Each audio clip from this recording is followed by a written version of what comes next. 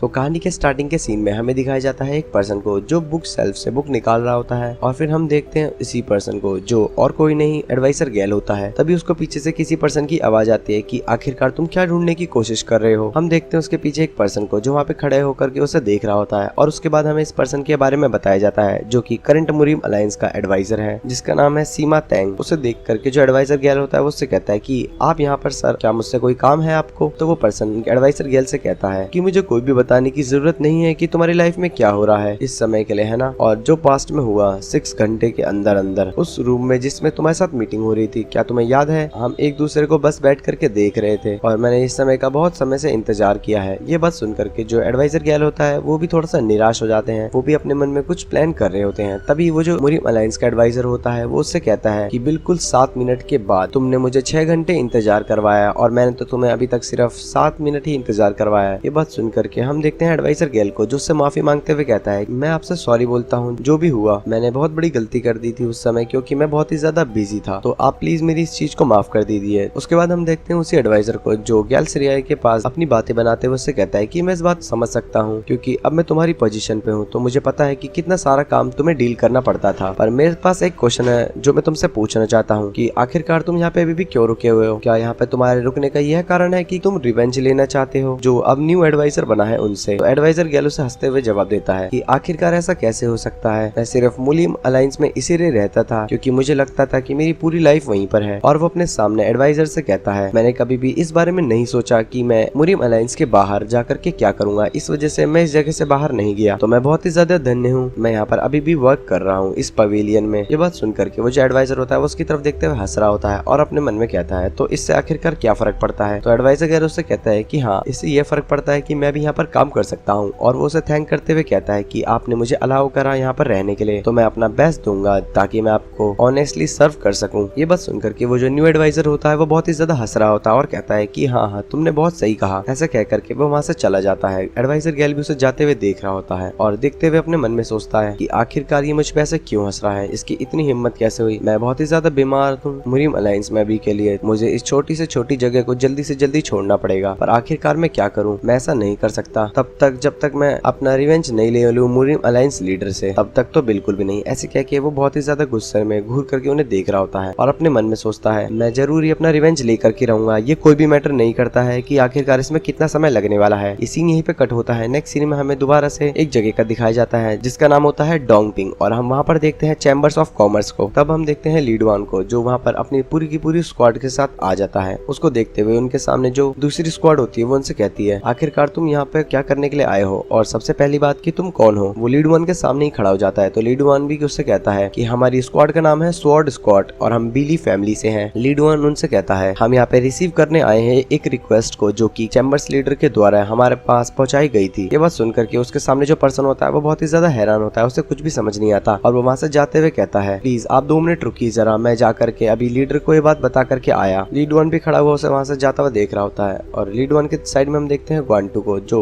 लीडवान से कहता है मुझे लगता है कि ये जो सिक्योरिटी गार्ड है ये थोड़ा सा स्ट्रिक्ट है। तो लीडवान अपने मन में सोचता है कि हमारी स्वॉर्ड स्क्वाड का ये सेकंड मिशन होने वाला है। उसके बाद वो कहता है जब हम एस्कॉर्ट करेंगे डोंगपिंग चैम्बर्स ऑफ कॉमर्स को तो हमें रिसीव होने वाला है एक इसकी फैमिली के एक थ्रेट को जो कि इस फैमिली का होने वाला है, यानी वो इस फैमिली में रह करके इसी में छेद कर रहा है और अब हमें उसे रोकना होगा वो जितने भी कॉन्ट्रैक्ट को कर रहा है, नहीं तो ये सारी की सारी चीजें ही डिस्ट्रैक्ट हो जाएगी। तब हम देखते हैं अंदर उस कॉमर्स चैम्बर्स के एक एल्डर को जो कि उनसे कहता है कि आपका शुक्रिया कि आप यहाँ पर आए और मैं आपका यहाँ पे वेलकम करता हूँ। हमें उस पर्सन के बारे में बताया जाता है जिसका नाम होता है बोलू। उसके सामने हम देखते हैं लीडवान को जो लीडवान होता है वो उसे ग्रीट करते हुए कहता है कि मास्टर बोलू मेरा नाम है बी लीडवान और मैं बीली फैमिली से हूँ। ऐसे कह के जो लीडवान होता है वो उससे कहता है कि मैंने एक रिक्वेस्ट के बारे में सुना था जो आप लोगों ने भिजवाई थी कि कुछ लोग हैं जो आपके साथ इंटरफेयरिंग कर रहे हैं आपके कॉन्ट्रैक्ट में, है ना? ऐसे कहते हुए वो उस एल्डर से पूछ रहा होता है। तो वो एल्डर लीडवान को जवाब देते हुए कहता है कि हाँ, एक ऐसा कमीना है जो हमारे शू ओबिंग यूनियन लीडर के रिलेटिव्स में जो उसका कजन है वो ये सब हरकतें कर रहा है। ये बात सुन करके जो लीडवान होता है वो कहता है कि शू ओबिलिन यूनियन ये क्या है आखिरकार? तो वो एल्डर उसे बताते हुए कहता है कि ये one of the infamous dark union है हमारे इस प्लेस के। ऐसा कहते हुए वो लीडवान को बताता है कि जो शू ओबे है ये इस तरीके की यूनियन इसका नाम इसलिए पड़ा है क्योंकि इसके जो मेंबर्स हैं वो फॉलो करते हैं एक नेम को जिसका नाम है शू लियान। तभी हम देखते हैं लीडवान को उसके पीछे जो उसकी स्क्वाड का लीडर होता है वो आकर के लीडवान को इन्फॉर्म करते हुए कहता है कि ये जो पूरा पूरा का पूरा ग्रुप है ये एली गैंगस्टर का बैक है। ये सारे के सारे लोग इसी तरह से इंटरफेयर करते रहते हैं पवेलियंस में और बार्स में ताकि इन्हें मनी मिल सके, और ये सभी चीजों को ऐसी तबाह करते जाते हैं। तब हम देखते हैं उस एल्डर को जो लीड वन से कहता है कि तुम बिल्कुल भी उसको मत छोड़ना और अपने गार्ड्स के साथ जा करके उसे जरूर से देखना, क्योंकि मुझे पता है कि वो जो कमीना है वो बहुत ही ज्यादा क्रूअल है और उस पर बहुत सारे लोग हैं। मैंने तो सुना है उसके जितने भी जो मेंबर्स हैं वो सारे के सारे मार्शल आर्टिस्ट हैं। ये बात सुन करके जो लीड वन होता है वो उस एल्डर से कहता है कि मैं आपकी बात को अपने दिमाग में रखूंगा और अगर आप रेडी हो तो हम जा सकते हैं। तो वो एल्डर लीड वन से कहता है कि जो प्रिपरेशन है वो ऑलरेडी क्या तुम्हारी कंप्लीट हो चुकी है, तो तुम स्टार्ट कर सकते हो। उसके बाद ये सीन भी यहीं पे शिफ्ट होता है। नेक्स्ट सीन में हम देखते हैं लीड वन को जो कि एस्कॉर्टिंग के लिए जा रखे होते हैं अपनी पूरी की पूरी स्क्वाड के साथ उन दूसरे चैम्बर्स ऑफ कॉमर्स के लोगों के साथ, जिस कार्ट के अंदर हम देखते हैं उसी लीडर को जो लीड वन से कहता है कि मैंने इस बारे में सुना है कि जो तुम्हारी स्क्वाड है वो बहुत ही ज्यादा बेस्ट है अपने पूरे के पूरे चैम्बर ऑफ कॉमर्स में, और जो तुम्हारी स्क्वाड है उसे बी स्क्वाड भी कहा जाता है। तो लीड वन उससे कहता है कि हाँ आपने सही सुना है। तो वो एल्डर लीड वन से कहता है कि जो चोरों के ग्रुप है वो भी इस बात को अच्छी तरीके से जानते हैं कि तुम्हारी स्क्वाड बहुत ज्यादा ताकतवर है, इसलिए वो लोग भी अपने साथ बहुत सारे ताकतवर लोगों को आएंगे। तो लीड वन उस एल्डर से कहता है जैसा कि आपने कहा कि वो सिर्फ एक लुटेरों का ग्रुप है, वो इतना कह ही रहा होता है कि तभी वहाँ पर बहुत तेजी से आवाज आती है कि रुको, और हम देखते हैं लीड वन को जो अपनी कार्ट से निकल के बाहर आ गया होता है। उसके साथ में ग्वांटू भी होता है जो अपने सामने की तरफ देख रहा होता है और लीड वन भी सामने देखता है। तब हम देखते हैं उनके सामने बहुत सारे ग्रुप होते हैं बैंडिट्स के जो उनका रास्ता ब्लॉक करके खड़े होते हैं। उसके बाद जो लीड वन होता है वो साइड में देखता है जहाँ पर हम देखते हैं उनके चारों तरफ जितने भी जो बैंडिट्स होते हैं वो सारे के सारे घेरा बना करके खड़ा हो चुके होते हैं और लीड वन और उसकी पूरी स्क्वाड को घेर चुके होते हैं। जहाँ पर हम देखते हैं जो चैम्बर ऑफ कॉमर्स का एल्डर होता है वो भी वहाँ से बाहर आता है कार्ड से, और बाहर आकर के जैसे वो अपने साइड में देखता है तो वो बहुत ही ज्यादा हैरान हो जाता है क्योंकि उसके साइड में इतने ज्यादा ही जो गार्ड्स होते हैं। जहाँ पर वो लीड वन से कहता है कि आखिरकार ये सारे के सारे इतने यहाँ पर कैसे आ गए लोग, अब तो हम मरने वाले हैं पक्का, मुझे तो ऐसा ही लगता है। और वो लीड वन से चिल्लाते हुए कहता है कि मैं कैंसिल करता हूँ हमारे कमीशन को जो कि हमने आपके साथ बनाया है, और अब इसकी कोई भी जरूरत नहीं है क्योंकि हम आपके साथ बिल्कुल भी मरना नहीं चाहते। और वो लीड वन को छोड़ करके वहाँ पे जो बैंडिट्स होते हैं उनसे चिल्लाते हुए कहता है कि मैं तुम सभी को कॉन्ट्रैक्ट देने वाला हूँ, तो प्लीज तुम सारे के सारे पीछे चले जाओ। लीड वन भी उसकी तरफ देख रहा होता है कि आखिरकार ये एल्डर कितना बुरी तरीके से डर चुका है। तब हम देखते हैं उन लीडर्स में से एक पर्सन बाहर आता है जो शायद से उनका लीडर है। वो आकर के कहता है कि एक अच्छा इंसान आखिरकार ये सब बातें कैसे कर सकता है, कि आपको बिल्कुल भी शर्म नहीं आती। हम देखते हैं उस पर्सन को जिसके बारे में हमें बताया जाता है जिसका नाम होता है शू लियांग, जो कि शू ओबे यूनियन का एक मेंबर है। जहाँ पर वो जो एल्डर होता है वो उस पर्सन से कहता है कि मैंने बहुत बड़ी गलती कर दी थी क्योंकि मैं बहुत बड़ा पागल हूँ और मैं अब आपको ही कॉन्ट्रैक्ट देने वाला हूँ, तो प्लीज आप हमारे साथ चलिए और हमें बिल्कुल भी मारिएगा मत। ये बात सुन करके उसके सामने जो वो पर्सन होता है वो उनसे कहता है कि ये बिल्कुल भी कोई सिंपल मैटर नहीं है। ऐसे कह करके वो आगे बढ़ते हुए उनसे घूरते हुए कहता है कि आखिरकार मैं आप पे ट्रस्ट कैसे कर लूं, और अगर क्या हो कि अगर मैं आपको वापस भेज दूं इसी तरीके से तो आप डिसाइड कर दोगे हमारे कॉन्ट्रैक्ट को बिना किसी देरी के और उसे कम्प्लीटली आज रात ही पूरा करोगे। तो ये बात सुन करके उनके सामने जो एल्डर होता है वो उनसे कहता है कि मैं गिव अप करता हूँ और अगर आप चाहते हैं कि मैं एक मेमोरेंडम लिखूं तो मैं ये भी करने को तैयार हूँ। ऐसे कह करके वो उस एल्डर से रिक्वेस्ट कर रहा होता है। तब हम देखते हैं उसी पर्सन को जो उस एल्डर से कहता है कि आखिरकार इसका प्राइस क्या होने वाला है, क्या ये बहुत ही ज्यादा होगा या बहुत ही कम। तो वो एल्डर उस पर्सन से कहता है आप मुझसे क्या चाहते हैं कि मैं क्या करूं, जो भी आप कहेंगे मैं वो करूंगा। तो वो पर्सन उस एल्डर से कहता है कि मैं ये चाहता हूं कि आप अपने हाथों से ही अपना दूसरा एक हाथ काट दीजिए जिससे कि आप साइन नहीं कर पाएंगे किसी भी कॉन्ट्रैक्ट को, और इस वजह से मुझे बिल्कुल तसल्ली मिल जाएगी कि हमारा कॉन्ट्रैक्ट नहीं टूटने वाला। ये बात सुनकर के वो जो एल्डर होता है वो बहुत ही ज्यादा डर जाता है और वो उन्हीं की तरफ देख रहा होता है। तब हम देखते हैं उसी पर्सन को जो बहुत जोरों से हंस रहा होता है और उनसे चिल्लाते हुए कहता है कि अरे नहीं नहीं, मैं तो मजाक कर रहा था, सिर्फ आप तो इतना ज्यादा डर गए, मैं तो कभी भी नहीं सोचा था कि आप इस तरीके से मेरी बातों से डर जाएंगे, पर आखिरकार आप कुछ भी हो, अगर आप हमारे खिलाफ कोई एक्ट दोबारा से करेंगे तो आपको अपना हाथ काट करके इसे एंड करना होगा। ऐसे कह करके वो चिल्लाते हुए कहता है कि अभी के लिए सारे के सारे लोग वापस से चलो और इन लोगों का रास्ता छोड़ दो। तभी उसको किसी की आवाज आती है जहाँ पर कोई पर्सन उससे कहता है क्या तुम एस्कॉर्ट करने वाले हो इस चीज को। तब हम देखते हैं लीड वन को जो वहीं पे खड़ा होता है, जिसको देख करके वो पर्सन उससे कहता है तुम मुरिम पर्सन की तरह एक्टिंग करना बंद करो और ज्यादा मेरे सामने शो ऑफ मत करो, और तुम्हें क्या लगता है कि तुम अपनी स्वॉर्ड के साथ मुझे मार पाओगे? मुझे तो लगता है हम तुम्हें ही मार डालेंगे, तो जल्दी से यहाँ से दफा हो जाओ क्योंकि ये जो एल्डर है इसने तुम्हारी आज के दिन लाइफ बचा ली है। तब हम देखते हैं लीड वन और ग्वांटू को जिनके पीछे बहुत सारे लोग खड़े होते हैं और वो एल्डर भी होता है, जहाँ पर लीड वन से कहता है चलो चलो जल्दी से वापस चलो, हम इस चीज को नहीं करने वाले, अगर इन सारे कमीनों ने अपना माइंड बदल लिया तो ये हम सबको ही मार डालेंगे। तो लीड वन उनसे कहता है अगर आपने हमें हायर किया है तो आपको हमारे पर ट्रस्ट होना चाहिए। ये बात सुनकर के वो जो एल्डर होता है वो बहुत ही ज्यादा घबरा जाता है कि अब लीड वन क्या करने वाला है। उसके बाद हम देखते हैं लीड वन को घूर करके उस पर्सन से कहता है कि तुम जब हमको देखते हो तो तुम्हें देखने से क्या लगता है कि हम ऐसे लोग हैं कि तुम एक बार हमें बोलोगे और हम साइड में हट जाएंगे। ये बात सुनकर के उसके सामने वो जो लीडर होता है वो उससे कहता है कि आखिरकार तुम क्या कहना चाहते हो। तो लीड वन अपनी स्वॉर्ड निकालते हुए कहता है कि सारे के सारे लोग ध्यान से देखो अब केयरफुली कि आखिरकार इन कमीने लोगों के साथ किस तरीके से व्यवहार किया जाना चाहिए और इनके साथ कैसे हम डील करेंगे। लीड वन उस पर्सन से चिल्लाते हुए कहता है अब मुझे दिखाओ कि तुम क्या एक ट्रू जियानवू पर्सन हो इस जगह पर या तुम एक कचरा हो। ऐसे कह करके जो लीड वन होता है वो अपनी स्वॉर्ड को निकाल लेता है और हम देखते हैं लीड वन की स्वॉर्ड में से बहुत ही ज्यादा इमेंस पावर रिलीज हो रही होती है। जब हम देखते हैं ग्वांटू को, वो भी लीड वन से कहता है कि हाँ मास्टर हम भी तैयार हैं और उसकी जो पूरी की पूरी स्क्वाड होती है वो वहाँ पे तैयार हो जाती है। पूरी की पूरी जो स्क्वाड होती है वो लीड वन से कहती है कि आप हमें ऑर्डर दीजिए स्क्वाड लीडर। तो उसके सामने हम देखते हैं वो पर्सन को जो बहुत ही ज्यादा क्रेजी हो जाता है और उससे कहता है कि आखिरकार तुम सारे के सारे लोग हमसे मरना चाहते हो और अगर तुम मरना ही चाहते हो इतनी बुरी तरीके से तो हम तुम्हारे इस विश को जरूर ही पूरा करेंगे। ऐसे कह करके वो अपने जितने भी जो मेंबर्स होते हैं उनसे लीड वन की स्क्वाड पे अटैक करने के लिए बोल देता है कि जा करके उनकी तरफ अटैक करो। उसके बाद देखते हैं हम लीड वन को जो वहीं पर अपने स्वॉर्ड से उनकी तरफ अटैक करता हुआ आगे बढ़ रहा होता है और सिर्फ अपने एक ही स्वॉर्ड के स्ट्राइक से उसके सामने जो 3-4 पर्सन होते हैं उन्हें एक ही बार में काट डालता है और उसके सिर्फ एक ही वार से उनकी जो पूरी की पूरी बॉडी होती है वो बीचों बीच में से कट जाती है। ये देख करके उसके सामने जो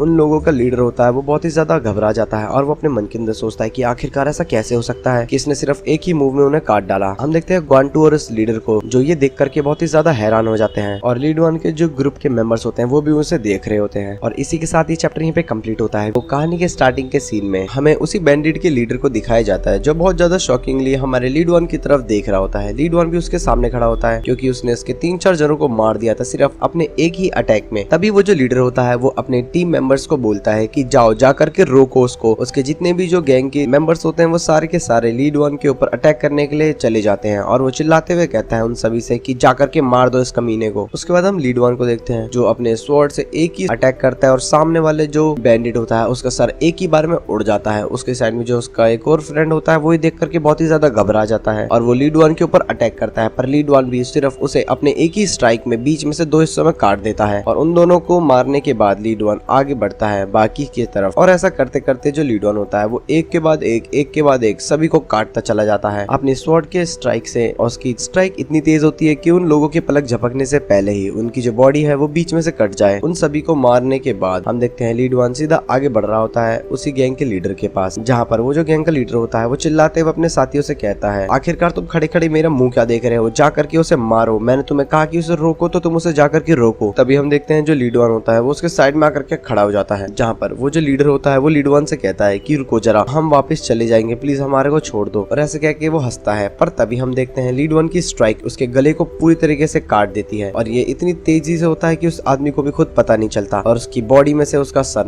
नीचे गिर जाता है। हम देखते हैं वहाँ पे बहुत सारा ब्लड हो गया होता है और उस गैंग के लीडर का काम यहीं पे तमाम हो जाता है। ग्वांटू और वो जो दूसरे कॉमर्स का लीडर होता है वो ये देख करके बहुत ही ज्यादा हैरान हो जाते हैं कि आखिरकार लीड वन ने इतनी आसानी से उस बंदे को कैसे मार दिया। तभी लीड वन बाकी के उन साथियों को देख करके उन्हें घूरता है तो वहाँ पे जितने भी जो गैंग के मेंबर होते हैं वो लीड वन को देख करके वैसे ही डर जाते हैं और सारे के सारे अपने वेपन्स नीचे छोड़ करके लीड वन के सामने आगे आकर के झुक जाते हैं और कहते हैं कि प्लीज हमें माफ कर दीजिए, हम आइंदा कभी भी ऐसा काम नहीं करेंगे। और वो सारे के सारे लीड वन के आगे झुक जाते हैं, जहाँ पर सामने उनका बॉस भी मरा पड़ा होता है। और ये सारी चीजें देख करके जो वो एल्डर होता है वो तो बहुत ही ज्यादा शॉक में चला जाता है। उसे समझ नहीं आता कि आखिरकार लीड वन ने अकेले ही उस सामने बैंडिट्स के पूरे ग्रुप को एक ही बार में खत्म कर दिया। तो लीड वन चिल्लाते हुए बाकी लोगों से कहता है तो आखिरकार तुमने देख लिया ना कि एक जियानवू पर्सन क्या होता है, इसे ही कहते हैं कि तुम एक जियानवू पर्सन हो और तुम सारे के सारे जियानवू के लोग हो, क्या तुम इस बात को समझ गए या नहीं। ऐसे कह करके वो वहाँ पे जितने भी जो लोग होते हैं उनसे चिल्लाते हुए कहता है तो उसके जो स्क्वाड के मेंबर्स होते हैं वो भी कहते हैं कि हाँ स्क्वाड लीडर हम समझ गए। तो लीड वन से कहता है कि चलो अब हम चलते हैं। तो वो जो दूसरा एल्डर होता है वो लीड वन से पूछता है कि आखिरकार हम कहाँ जा रहे हैं। तो लीड वन उसकी बात का जवाब देते हुए उससे कहता है क्या तुम अपने रास्ते में नहीं जाना चाहते जहाँ पे आगे जाके तुम्हें साइन करना है कॉन्ट्रैक्ट को। ऐसे कह करके वो उस एल्डर की तरफ देख करके हंस रहा होता है तो वो एल्डर भी इस बात के लिए मान जाता है। उसके बाद ये सीन भी यहीं शिफ्ट होता है। नेक्स्ट सीन में हमें दिखाया जाता है बिली फैमिली को। उसके बारे में नरेटर वॉइस हमें बताती है रिसेंट सक्सेसफुल मिशन की वजह से जो बॉन्ड था स्क्वाड फैमिली का वो और भी ज्यादा स्ट्रॉन्गर हो चुका है। और हम देखते हैं वहाँ पर लीड वन को और उसके स्क्वाड के लीडर को जो ग्वान हुई होता है वो वहीं पे लीड वन के साथ खड़ा हुआ होता है, जिसको देखते हुए लीड वन अपने मन में सोचता है कि ग्वान हुई ने मुझे ये न्यूज सुना करके बहुत ही अच्छा कर दिया। और इसी तरीके से ये स्टोरी आगे चलती है और हमें बताया जाता है जब सारे के सारे मेंबर्स एक साथ इकट्ठा हो गए थे तो उन सभी ने कहा कि वो चाहते हैं हमारी स्क्वाड के लीडर की तरह बनना ताकि कोई भी दुश्मन उनका मुकाबला ना कर सके। और इसके साथ साथ उन्होंने ये भी कहा कि सुबह सुबह ही बहुत सारे लोग हमारी इस ट्रेनिंग में जुड़ना स्टार्ट हो गए हैं, यानी हमारा जो ग्रुप है वो और भी ज्यादा बड़ा होता जा रहा है। तो मैं यही बात सोचता हूँ कि मैं उन सारे के सारे लोगों को मोटिवेट करता रहूं और इसी तरीके से हमारी स्क्वाड आगे बढ़ती रहे। और इसके बाद जो हमारी स्क्वाड थी उन्होंने 3 और मोर मिशन करे, जहाँ पर एक बार हमने फॉलो करा था उन सभी को और दूसरी बार हमने सिर्फ अपने मेंबर्स को ही जाने दिया